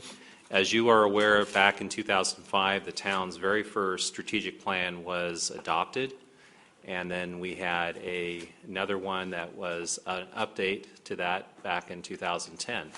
So before you is a request to basically provide direction to the commission and just give them assurances that they're on the right track. With us tonight is the chairman of the SPAC, Dana Saar, who will be giving a brief presentation. Thank you. Thank you, Mr. Mayor, Mr. Grady, and Mayor, Council. It's a pleasure to be here. I want to first introduce our commission to you. They're all here, I think. They were earlier. So if they would stand up, if you're on the commission. I think we're missing one out of our entire commission, so Okay. We really love this stuff. We're here for a couple of reasons. One, to bring you up to date on where we are, but more importantly, to get some feedback from you as to where we are and if we're on the right track or not. I know we've been here before, and in the meantime, in the years that we've been here, we've spent a lot of work, put a lot of good things together. We'll get to those a bit later on. We have three basic phases that we want to get through. Where are we now? Where do we want to go? And finally, how do we get there? What we're presenting tonight primarily is where we are now in as much detail as makes sense. And that's what you see on the screen is a SWOT analysis, strengths, weaknesses, opportunities, and threats. We like to call threats more like challenges. It's a management tool that's been used for years. We spent the last 6 to 8 months going through this process, both in subcommittees and as a full commission, to come up with what we felt were a good representation of where the community sits today in these 4 elements. We know that they can go into great detail and talk about how many square feet of roads we have and all the rest of those kind of things, but we wanted to do the more of what we are going to do in the future when it comes to where we want to go and how we get there. So I'm going to go through just a few of these strengths, weaknesses, opportunities, and threats, and I'll would like to ask any questions from the council as I go, if you've got them, because our goal here is to leave with some ideas from you to make sure that we are on the right track. Under strengths, I'll just talk about 3 or 4 of them here that kind of took up a lot of time and very much summarized in the end result. Environmental settings, we know that we have a less suburban setting and with mountain views, and that's the reason why a lot of us moved here. I've been here for almost 35 years, and that was the same mountains there as it is today. So it is a matter of how we have protected them over those years and what the future will be as we go forward. We're a safe community. We have a low crime rate, and we have responsive emergency services, which is another element of living in Fountain Hills that makes it a place we chose to live. We also have abundant amenities. We have arts, the theater, recreation, sports, medical services. We talked about the arts tonight, and numerous other ones, too much to mention. But our parks program here is exceptional for the size of community that we have. Grady and his predecessor had talked about the fact that we have a first-class parks environment that we have to pay for to keep it maintained, but it is first class. And the number of our community members that take advantage of those is quite impressive. Proximity to the Phoenix Sky Harbor Airport is 30 to 40 minutes, depending on traffic. And to a lot of businesses and business people who do a lot of traveling, it makes it a place to live. In the early days, number one group employer in Fountain Hills before the mail got here was the airline industry, because we have always been within that 45-minute radius of the airport, which they require. So even though people take it for granted, it has the ability to be a big plus for us when we talk about bringing businesses here to Fountain Hills. Obviously, the longest of the 4 are the weaknesses. And, you've had this information, so I'm assuming you've read it. There's no test. But I think that would be a good idea as an educator. The couple I want to talk about, the last 2 on the back of that page. And the town government is understaffed. Let me drop down. Let me try that again here.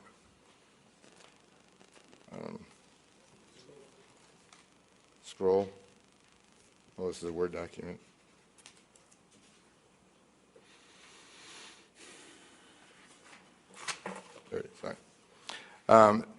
Town government is understaffed. We know that. We're half of what we were a number of years ago in terms of staff. So the reliance on the town when we were in our heyday with lots of development going on, realizing the revenues from our sales tax and construction and other elements that we were in good shape for, we don't have those today. So we want to make sure that we identify that because in the next phases of where we want to go, we have to realize that the resources that we have, whether they're totally financial or whether they're staff resources, are not always going to enable us to accomplish some of the wants that the citizenship comes to us with. And then the last one is seasonal residents. You'll see in a piece that you got along with us some statistics when it comes to that. We have become, and I'm an example of that, older, age-wise. When I moved here 35 or so years ago, I was the average age, and I still am. And that has changed a lot of things here in Fountain Hills, not the least of which is our school district. We've seen a 25% decrease in the enrollment in Fountain Hills for lots of reasons, but the number one reason is that a lot of those people who moved here in the 90s and 80s and brought their families with them, their families are now, their children are now graduated and gone, and they're still here occupying the same home. So we're seeing a great opportunity to bring in young families again, but we have to make sure that we have affordable housing for those families to move into. And we certainly have to have employable businesses for them, whether it's here in Fountain Hills or within the proximity that they can afford to go to. Seasonal residents also are not here all year round to support our businesses, especially our retail and restaurants. So as in any seasonal environment, whether it's here or up in the mountains of Arizona, we have to make money or make hay when the sun shines, as we used to say in Wisconsin. And that creates a problem as more and more of our percentage of residents spend less and less time here. We're looking at a group of average age of 66 here in Fountain Hills. We are now the second with the oldest population in the valley. 56. I think it's higher than that. For Fountain Hills, yeah. I think it's We've looked at the number of... Actually, it's 54. Is it? If I'm not mistaken. It's still, don't misunderstand. I feel really old now, thank you. That's a scary number, what you just said, and I'm pretty up on this. Yeah, right. we're at one point, likewise, when I moved here 10 years ago, I was the average age, and I'm, anyway, sorry. Yeah. Well, I think the point is still the same. We are an older community, and that in itself has some advantages and some disadvantages. So we have to make sure in our process, when we get into the next phase, which we're actually already in, and you'll hear from that in a few minutes, that we have to be careful what we ask for, because a lot of our residents moved here because we were an aging community. A lot of them moved to Sun City, Rio Verde, Vista Verde, and so forth for that same reason. We also have a large tendency of people that live here because it was a diverse community age-wise. So in our next phase, we want to make sure that we capture the wishes and wants and needs from all of that demographic in Fountain Hills. We don't want to skew it with any one side or another. We also have a fairly good technology infrastructure here. It may not be available to every home in Fountain Hills, but a good portion of our community is served by some pretty high speed and large bandwidth that we can take advantage of at some point in the future, whether it's individual homes or whether it's in a commercial environment. That is definitely an opportunity for us, but also in some cases, if you don't have that, it's a challenge for us. We have natural gas along Palisades, but that's really about the only natural gas we have in town. Now, if that's important today, it's one thing, but I think as the future comes along and technology changes, technologies like hydrogen storage and so forth, that's a natural gas product, we could be put us at a disadvantage to other cities that have distributed natural gas. Other opportunities, though, we can extend residential density. We still have 2 sections and some larger parcels owned by the school district that have yet to be developed. They have been platted into large environments, but we know that the average home in Fountain Hills is going well over $300,000. Very hard for the typical young family to justify a home in that regard. We have a number of condos and townhouses that are less than $200,000, but they're not the kind of home that a family is interested in. They can go to places like Queen Creek and Gilbert and some of those and get twice the square footage for the same price. So it's a challenge that we see in the future. We also have issues when it comes to sustainability is a big issue for us. We know that we just spent $8 million on 16 lane miles of road on Saguaro, which, by the way, is a great road to drive on now. My tires make a lot less noise. I'm hoping they'll last twice as long. But we know that we have lots of other roads in the town that are under the same conditions that Saguaro was initially. So sustaining the quality of life that we have here in Fountain Hills is a major challenge for us. And we want to make sure that in this next phase of determining what it is this town wants to be when it grows up, that all members of the community have the input and understand where we are today and how we got here, as well as the constraints that we are currently living within and will probably for the foreseeable future. The goal of this new strategic plan update is not just the 5-year cycle, but also the longer term. Not all of us will be here 50 years from now, but there will be somebody here. So we want to make sure that the decisions that we make today affect those positively and that their quality of life is at least as good as we have and hopefully better. I'd like to take this opportunity now to bring up a member of a partner that we came up with called Vision Fountain Hills. It's a subdivision of the Fountain Hills Cultural and Civic Association. I get this two squared around. They've been very supportive. We've been working independently of this SPAC committee for about a year, and about 3 or 4 months ago we decided that the two could work together and really do a better job than each of us could do independently. So I'm going to call up John Kraft, who is a co-chair of that committee, and he's also on the Strategic Planning Advisory Commission, as are myself and Gerard Bichelia. All three of us serve on both committees, and both organizations, both the SPAC and the Vision Fountain Hills, are made up of some awesome people who have been able to dedicate a great deal of time to this effort, and we appreciate their input, and I'm sure you will too when you start seeing some more results that we have. But before I bring John up, I want to expound on you to answer, to ask the questions that I can answer. I just have a couple of comments, if that's okay. I was looking at your weaknesses, and I just want to comment that while being landlocked can be a weakness, it's also it's also a draw to people that they like a small community. And a lot of communities 20 years ago, like Scottsdale, you know, they're sprawl now. So that's not considered a small community anymore. We were like one of the last ones. So, you know, we can turn that around to our advantage. As far as affordable housing, that was a big discussion that we had with this new project that's coming in downtown, because originally they were going to put condos in. And, you know, condos are expensive. You have to buy them and all that. And, you know, all of the urban studies now, especially the ones that are coming out of Phoenix, they're all putting apartments in, because they find that the younger people don't want to own homes. A lot of them, the young entrepreneurs who have their home business working on their computers, they want an apartment.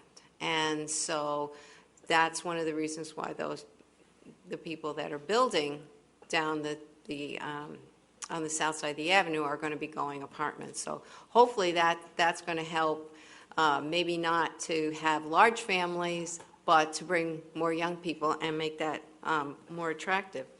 And the other thing, I was really glad to read this about the Wi-Fi, because I've been asking for Wi-Fi for years, and Peter Bordeaux and myself and Councilman Yates had met with Cox like several years ago, and we tried to look into it. It was very expensive, but the that's something that the young people are looking at. If we're going to be attracting them downtown, I understand that the new development that's coming in is also going to be putting Wi-Fi in their development, and we're trying to talk them into blasting it out as far as the median, because that's where we need it. We need it at the median, we need it at the parks.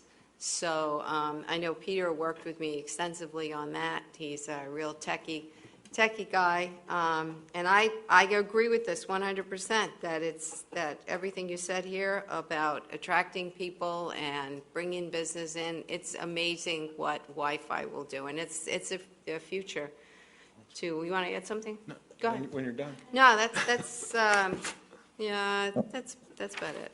Go ahead. Thank you, Mayor. Dana, awesome job. Thank you. And thank you, everybody on the committee, because I know that's dedicated work that you all do.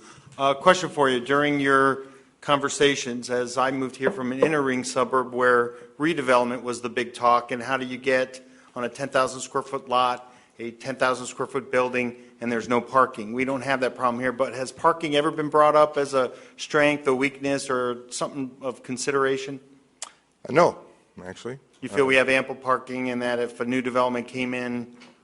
It hadn't come up in our conversations. Now, to say that every situation that we encounter, I know there's down at the lake where the parking has been a problem, especially on weekends and so forth. At the busier times, you can always find areas where parking might be the next parking lot over, but it hasn't come up as a real weakness for us. I think, Mayor, your comments are well taken. A lot of these items could have been in more than one place. And we tried to make this as simple as we could, so that it could be distributed. Anything else? Councilman Magazine? Thank you, Dana. You mentioned sustaining the quality of life, and when we as I look at a lot of this, and picking up on the Wi-Fi, for example, and other things, requires resources. And fiscal sustainability, you list as the first weakness. We're facing, at least in the budget that we adopted, it shows a $1.9 million shortfall between now and the year 2019, 2020, where in fact now that's understated. And so I hope you with Vision Fountain Hills will concentrate a lot of your time on the whole issue of fiscal sustainability, because without it, there's so many things we just simply can't do. And with that, you mentioned the next phase. What is the next phase? Where do you go from here? What's the process? Well, the next phase is where do we want to be? And the final one is how do we get there? The Vision Fountain Hills Partnership is dedicated to that middle phase to find out where it is the community wants to go, both in the short term and the long term. We want to make sure that we're planning not just for the next 5 years, but for the next 30 to 50 years, because that is what this place will still be while we're gone. We know that there are some challenges. There's no doubt about that, not just in Fountain Hills, but others as well. And we want to make sure that we don't want just a want list when we're finished. We want something that can actually be implemented in the short term to get us further along. But definitely that, as you see, is a big part of it. We know that that's where we are today, and unless something changes, that's where we'll be 50 years from now. So we hope that we can come up with some solutions. How are you going to find out what the community wants? I'm going to let John answer that question. You are? It is, yeah. And I could duplicate that, but John is co-chair of that committee, and that's their role, is to develop that source of information for you. Anything else for Dana? Sure. Is there, I see school district is something that I can see falling in a lot of these buckets. You know, they're currently listed as a potential weakness, but there's certainly things to brag about and some opportunities there. Is there anyone from the school district involved? Yes. From either side of these on your committees or? Well, not on spec directly, and we know that the town hasn't got the control over the school district that the school board does, and their state of Arizona has control. I mean, there's lots of other elements but the nice thing about working with Vision Fountain Hills is that we can open up the scope to include our schools and give them the same kind of information that we're providing the town council, the sanitary district possibly as well. When it's said and done, when we come back to you as SPAC, we're going to be coming to you as representing the town's interests. But we know that the school has a big part of it, and they will be definitely involved. I mean, I've got some history there, so I bring some of that, but yes. I just think it's great. You know, I've sat on a committee for marketing communications that Dr. Sweeney, the new superintendent, just started. And there seems to be a lot of opportunity there because they're willing to listen, partner, strategize. He's very forward-thinking, and I think with your experience, and I'm sure you've worked with him before, I think that could be a big win. Yeah, and quite frankly, over the last 30 years or 20 years, really, since we built the high school, the partnership between the school district and the town has been recognized statewide for our partnerships, and I hope to build on that. Okay. Anything else? Let me introduce John Kraft. Besides being on the SPAC and the Vision Fountain Hills, John is also one of the leaders in our pickleball club. I always have to get that in. Thank you. John. That just shot my credibility, I'm sure. Mayor, council members, appreciate your time. The questions were, where do we go from here? And I think that's a very valid question. We've been asking that from the beginning, but we felt like we needed to know where we were initially. And I think the input that we get from this group and that we got from individuals within our commission as well as folks that we've chatted with concerning the strengths, weaknesses, and opportunities and threats at least gives us a baseline for which we can move forward. And there's no arguing that something that we might consider to be a weakness may also be an opportunity and vice versa. I mean, there's plenty of that. We just felt like we wanted to a certain extent, consolidate this information so that we can begin working with it. I've seen strengths, weaknesses, opportunity, threats that were 30 pages long. Well, we're a community, and there are certainly, if we got everybody's input, we would probably have such a document, but what we do with that document may require a whole nother commission. So we thought we would start with this. We appreciate your thoughts on this. The next step that we had is to partner with Vision Fountain Hills, and actually that group asked, in fact, they insisted to be here tonight, the advisory group that's part of Vision Fountain Hills. If they'd stand, those that are still here. You may recognize one or two of the faces. Yeah. This group's been working with Dana, myself, and Gerard over the last several months in looking forward to what we can do to engage our community, the stakeholders in our community and the residents in our community, in some productive dialogue. And we emphasize the word productive because we want this to be something where we're looking forward and spending less time looking backward. And so a lot of what we're doing and what we've talked about as a group is for the Vision Fountain Hills group, with the support of our commission, is to serve as a catalyst for getting the community to work to help us identify solutions to some of the primary and priority issues that we think are resolvable within the next 3 to 5 years. And certainly the town's finances are going to be an overriding concern and a key part of any kind of solution that we move forward with. So what we're planning on doing over the next 6 months is to begin to reach out to the community. And because we have several members of the Vision Fountain Hills group that are under our median age in this community, like 30-ish, they want to use social media. And I have absolutely no problem with that. We are talking about, and I think there's a good reason for this from a cost perspective as well. I think we will get a lot more input. We're talking about having 2 surveys. We initially have established and put together a list of roughly 100 members in our community that we consider stakeholders, civic-minded, intelligent individuals that we are reaching out to on a personal level, and we're going to have them go online.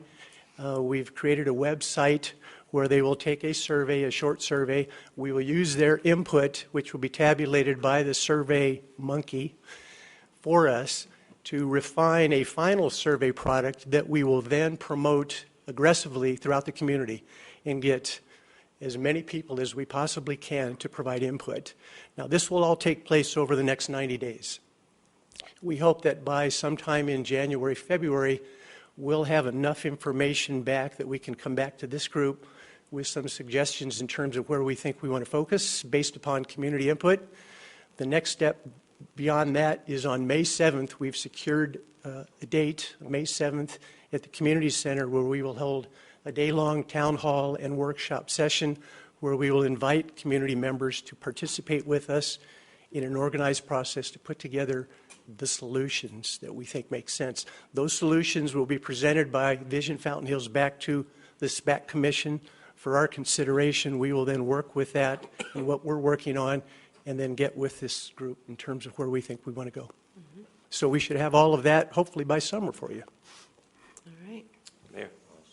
Councilman Magazine? I think this is outstanding, and I'm really pleased that SPAC is working hand in glove with Vision Fountain Hills. As members of the council know, Councilman DePorter and I are former chairs of the SPAC, and you know what? We had all kinds of ideas. All you have to do is look at the last plan. It's just full of ideas. Ideas are great, but things have to be implemented. And I hope that you folks, as part of your process, will come up with some ideas on first setting some priorities, but some ideas on how to implement change. Whether it's your group, another group, whatever the process is, ideas don't mean anything if they don't become a reality. And so I'd really urge you to, as you work through that process, think about how do we get these things done. Those are great suggestions, Councilman Magazine. In fact, that was an integral part of our discussion. We initially were planning on just holding a town hall, and if those of you that have been part of those, normally the output of a town hall is a list of suggestions. And we do need to get that information, but the big part of what we plan on doing during that work session is to get people to think about creative ways that we can actually not solve problems, but come up with solutions that we can actually deliver. So, yes. Anything else? Yeah, I have a question about the survey. So I think it's great. SurveyMonkey, I use it all the time. It's fantastic. It's going to be anonymous too, correct? So that people can feel safe in what they're writing. So you're sourcing those initial 100 contacts that you've identified as stakeholders. Will those be the only ones completing the survey? Or do you plan on, where will you get the rest of the email contacts to send that stuff out? Well, we hope that through an active PR program locally that we, again, will get anyone and everyone in this community that's a resident of Fountain Hills at some point to go online and fill out the survey. So that's what you're talking about, leveraging social media with a Fountain Hills connection that has the same almost membership as our readership of our newspaper, right? It's up there about 4,500, actually almost 4,900 members, Grady and I looked at it. That's great to leverage all those. LinkedIn is another one, a little more on the professional side, but still a great space to be doing something like that. And I commend Grady and his team for creating our first LinkedIn page. So we have a town page now that we can start following and funneling information to. So leveraging social media, I totally agree. You're going to creep into the houses that have never. My 85-year-old dad has a LinkedIn account. It says Don DePorter, Love and Life, or something as his job. So they're there. So we just need to get to them. So great. They're not only there, but we'll be able to tabulate the results, and we can cut them in many different ways in terms of the information demographically, location-wise, et cetera, which will be very valuable as we look at opportunities that we want to move forward. And we've got Mike Charno on our group, and I know he's out the door with the Times, but he's promised us that we'll get a lot of coverage. I may also suggest, I'm sure your under median age group would know this, but on Facebook and LinkedIn, there's tremendous abilities to do sponsored ads. So, for a very low cost, you can have the survey sitting on someone's sidebar. For anyone who lives in Fountain Hills, you can piece that out for, just looking for moms, just looking for dads, people who like pickleball. You can parse it out that way. So for a small investment, you can really push that out to people that wouldn't normally see it as well. So excellent idea. And of course, we have Grace, who is our, works at the town, and she's our tourism director, but she's a whiz with social media. So if anybody can tell you where to go, which direction to go, and to help you if there's areas that you don't know how to work it, she can do that. She's just amazing when it comes to social media. But I know you've got some younger people already working with you, and I'm sure they grew up on all of that. I'm feeling very old because George went to school with my son, and he's sitting here. So, and we definitely want to reach the young people because we want to get everybody's opinion on this. And I think that's a mistake sometimes with town halls that, you have a town hall, and of course, all the people our age come out for the town hall, and then it's hard to reach the younger people. So we want to reach everybody, families, no families, all age groups, all just multi-generational. Absolutely. Good. Anything else? Mayor, yes, just a couple of questions and observations. First and foremost, I applaud SPAC's effort to collaborate with Vision Fountain Hills. I think that's going to be a tremendous partnership, first and foremost. And thank you for the SWOT analysis, and thank you for sharing that with us. I think it kind of validates what I think some of us sense from, sitting up here for a few years. As we did this initiative back in 2005, the original strategic plan, we didn't have the advantage of social media, so that is really going to be a wonderful tool for you all to utilize. And I know I may be getting ahead of myself, but from past experience, as you move forward and you do what I'm looking at is kind of a community needs assessment and culling that down into different categories and so forth and so on, I think it's extremely important not only to ask the question about what people envision and or what their needs are, wants, however you ask those questions. I think it's also important to tie into that a question, or at least a philosophy in your discussion, which is, what are you willing to pay for? And I think if you're not asking that question, you have a vision and you have kind of what the past SPAC wrestled with was an infinite list of needs that were some unrealistic because they weren't correlated with cost, what are you willing to pay for, and then the operative question, which I'll look forward to hearing, is how. Thank you. No, I think we're in sync with those comments. In fact, it seems like about every other meeting, as we occasionally do in a meeting, you kind of go off on a tangent, and one of us will always bring up the question, are you here with a solution or are you part of the problem? And we want to make sure that finances, again, is an integral part of all of the discussions. Nice job. All right, so we're not looking for a motion here. We're looking for direction to the Strategic Planning Commission. Did you have something you wanted to add first? Well, just finally talk about the budget for the process. And much like past years where we spent money on consultants and so forth, we don't feel that's necessary for a lot of reasons. One of them is because we do have technology that enables us to get out to the people without the costs that we've had in the future. So we currently don't have any need for funding. That's good because we don't have any money. Well, you did budget $40,000 for the project.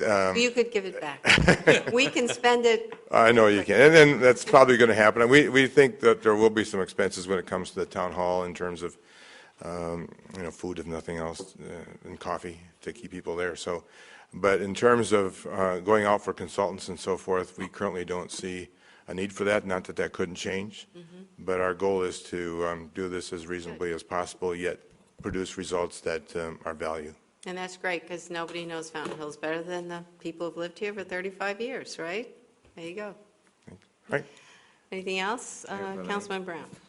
So I've watched SPAC grow up from 2005, and I commend the commissioners that have sat on the SPAC committee over the years, but it certainly does appear to me that SPAC is coming into its own and is growing up and is feeding off of all the information that has been gathered over the last 11 years. And I just have to say it is encouraging to see what's happening with SPAC these days. Thank you.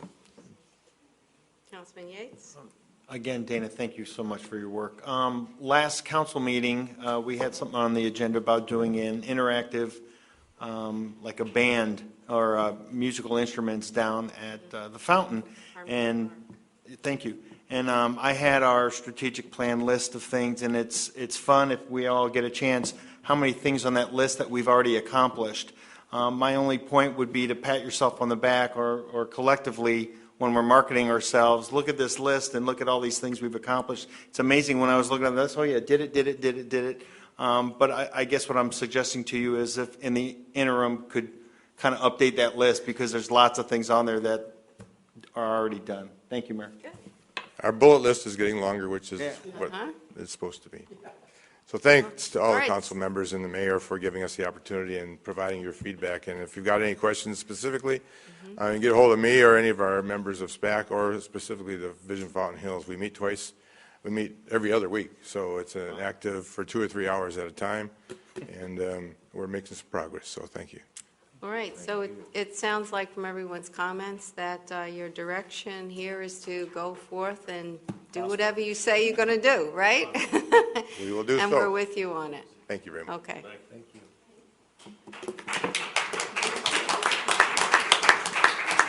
Thanks to all the SPAC members and Vision members for coming to the meeting. You filled up the room. It feels so good. All right, consideration ordinance 15-10, approving an amendment to the pavement management program and authorizing the necessary budget transfers to fund the program. Madam Mayor, Grady? if I may, even though it's assumed it's still on the agenda as a, do we need to make a motion and adopt it? Or?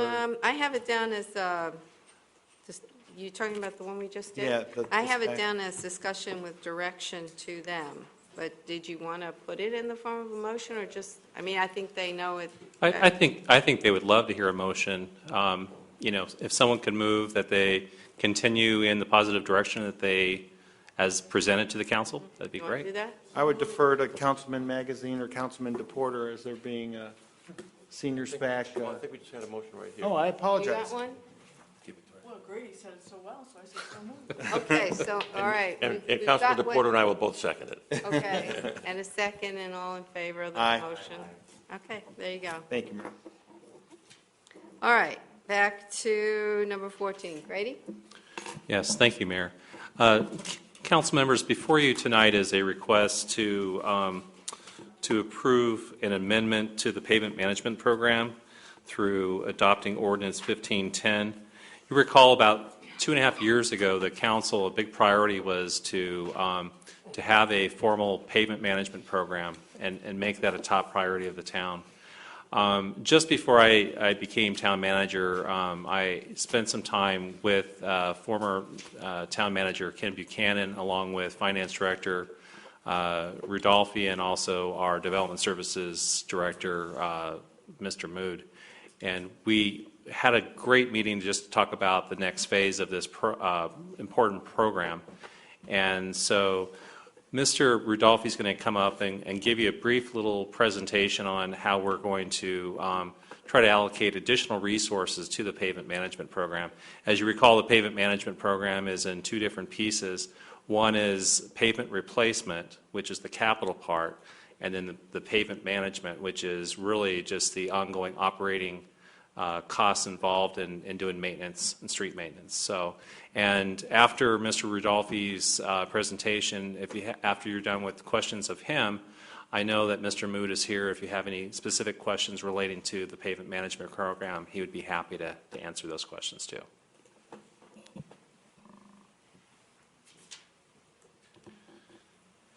Mayor and council members, in an attempt to find funding for the asphalt replacement portion of the pavement management program, we're looking at some creative ways.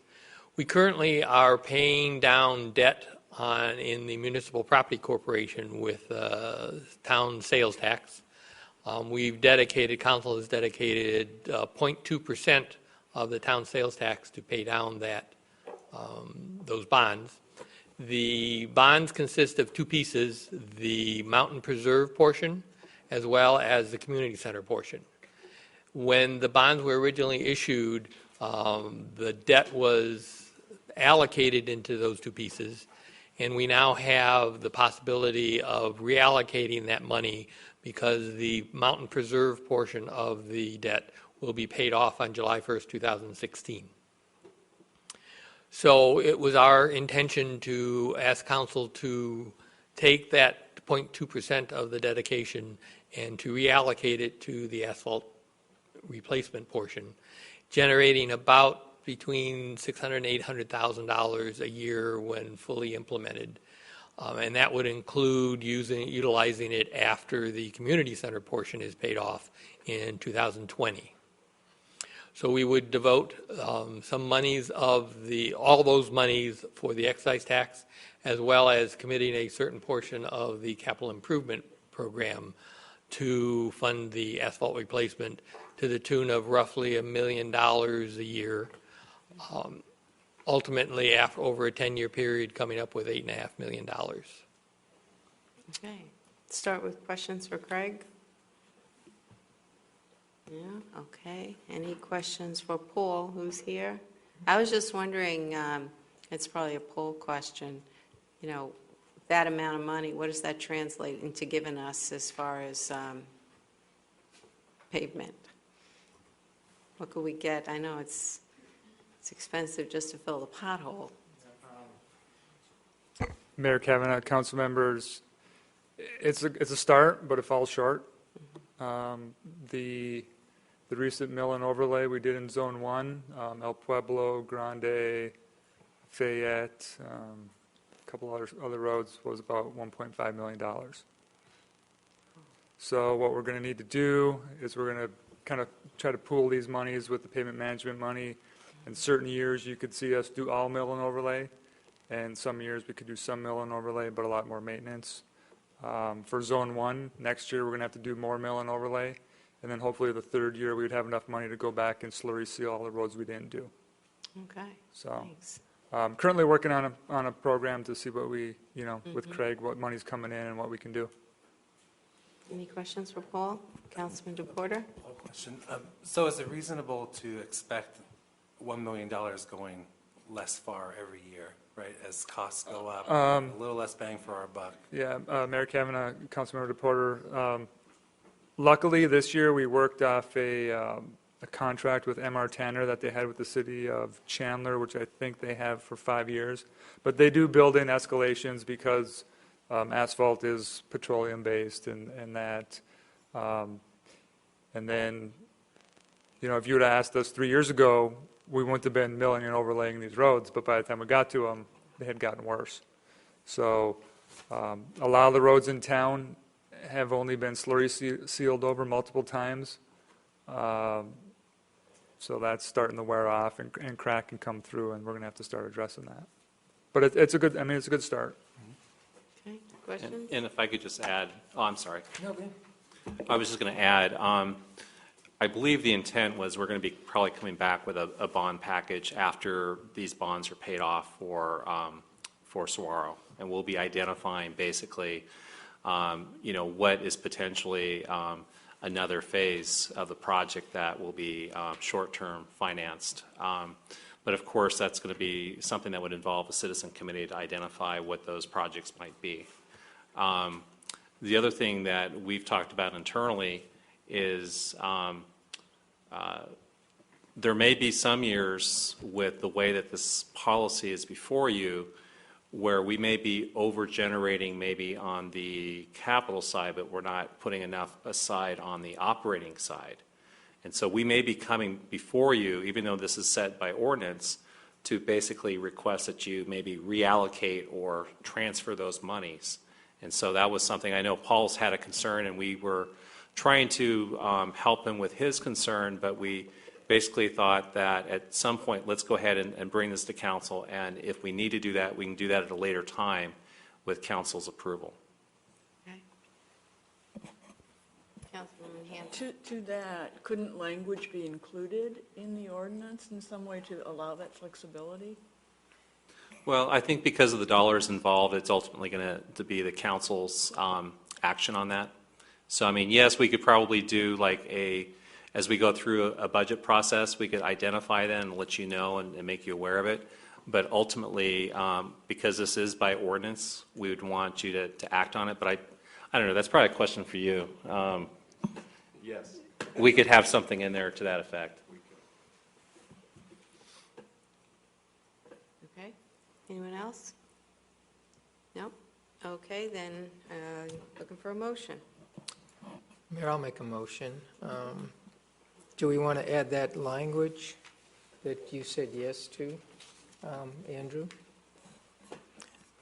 My basic motion was to move to approve ordinance 1510. Do you want to add some language to that? Madam Mayor, Councilmember Leger, if you would add to your motion with modifications to allow flexibility for funding to be rotated between the two different components of the plan. Maintenance and capital. Yes, we can make a During draft. the budgetary year or something, during the budget process? And to be adjusted during the budget process is typically the way we would do it. We can certainly set this out as the goals with the budget to actually set the real numbers. It might be the easier way to do it. Okay, I move to approve ordinance 1510 with that language. All right, second? All right, any other discussion on the motion? All in favor? Aye. Any opposed? Mayor, 7-0. Okay, do we have any further direction to the town manager? Madam Mayor? Yes. First off, Saguaro is beautiful, Dana, I agree with you. I enjoyed going down there just to see as the progress kept going. And of course, the last fountain is now finished on Avenue, it's absolutely beautiful. I can't wait for the clock to be put back up. Could we have some sort of report as to maybe some milestones, or did we come in at or below budget, or? I'll have Mr. Mood talk about that, but my understanding is we did very well on this project despite some of the change orders that we had. I'm not to call you out if you're prepared to report, but we also were, as you know, we had the road open the day earlier than was anticipated, and we had a lot of rain during this project, so. Yeah. So, Paul, how did we? Mayor Kavanaugh, we took the full amount of time to do it. Sure. Mayor Kavanaugh, council members, obviously the road's open. They walked the entire east or northbound side today doing a punch list. There are still some items we need to complete. The lighting at the avenue is a big one. They did get the clock up today, but it wouldn't start back up. So we got to call somebody out to take a look at that. We'll do a final accounting, but we will be under budget. One of the big things that saved us was when we got into working more closely with EPCOR and the sanitary district. Some of their lines that we thought needed to be relocated did not need to be relocated, so that saved us probably at least $100,000. So, and then the bid wasn't as high as we anticipated either. We got a pretty good price on that. So, and then we did add some money from the downtown fund for the lighting, so that's a added cost, but not out of the bond. So, yeah, we were able to do a lot of stuff. So. It's definitely under budget. But I don't know if this is a question for you or Andrew, but by bond, that money we can't use something else. It just pays down the bond quicker. It's specifically the way the bond question was written for Saguaro and only certain things on the project. Okay. So we are trying to go back and address what we can use the bond for. We're trying to go back and address some things. One thing we ran into was probably 10 miles of irrigation needed to be replaced. We didn't know that all the irrigation in the median was like literally right behind the curb and shallow. And when you pop that curb off, it was 40-year-old PVC pipe. So we went through and changed all the irrigation. And then we're going to go back through and look to see what plants we can replace. So. Thank you. Anything else? All right, thanks, Paul. All right, now we're up to number 16, summary of council requests or activities. Do you want to talk about Boys and Girls Club? Oh, sure. Mayor Kavanaugh and I got to attend the opening of the Multimedia Center and the Boys and Girls Club down the street this evening. Fantastic, great turnout. It was donors and certainly some members of the club, but their investment in the community continues to grow, and you could tell that it's widely used by our children in the community. So it was fantastic to be a part of it. Thanks.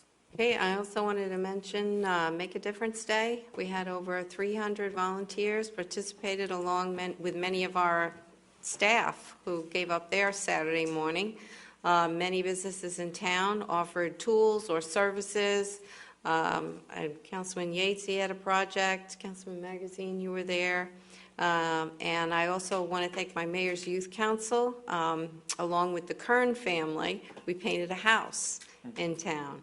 And it was an experience, painting a nice...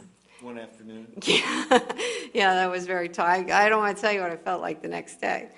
Of course, the biggest praise goes to Heather Ware and her assistant, Lisa Kern, for organizing the entire event. And also Halloween in the Hills. Senator Kavanaugh and I had a booth on the Avenue along with schools and businesses and organizations. But I want to extend a huge thank you to Stephanie of Sammy Fine Jewelry, who organizes this event every single year. It was a tremendous success, and we had a town booth there also where we were gathering information on who visited us that day. So we'll be able to have those analytics soon.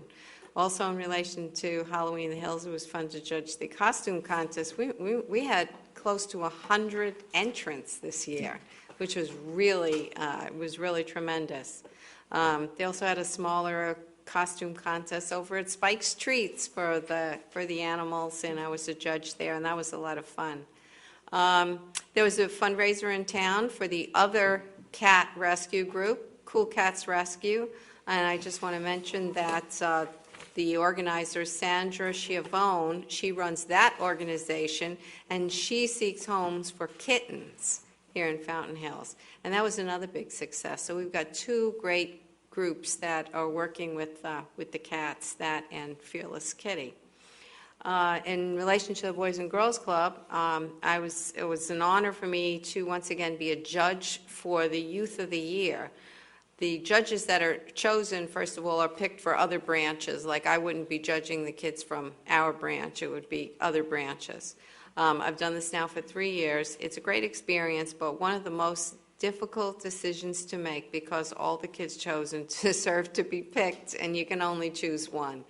But we worked on Tuesday late into the night, and we finally came to a decision. It was a hard decision. All of these kids have really heart-wrenching stories about growing up, and the Boys and Girls Club does a tremendous job with them. So our branch is great. We have a great branch, great director, staff. So we're lucky to have them. And they supplement our Parks and Recreation programs also by providing programs that we could not afford to do, they're doing there. So it's a great organization. Anybody else? Nope. Okay. Then a motion to adjourn? So moved. And a second? All in favor? Aye. Any opposed? Hey, thanks for hanging in there, everyone who hung in there.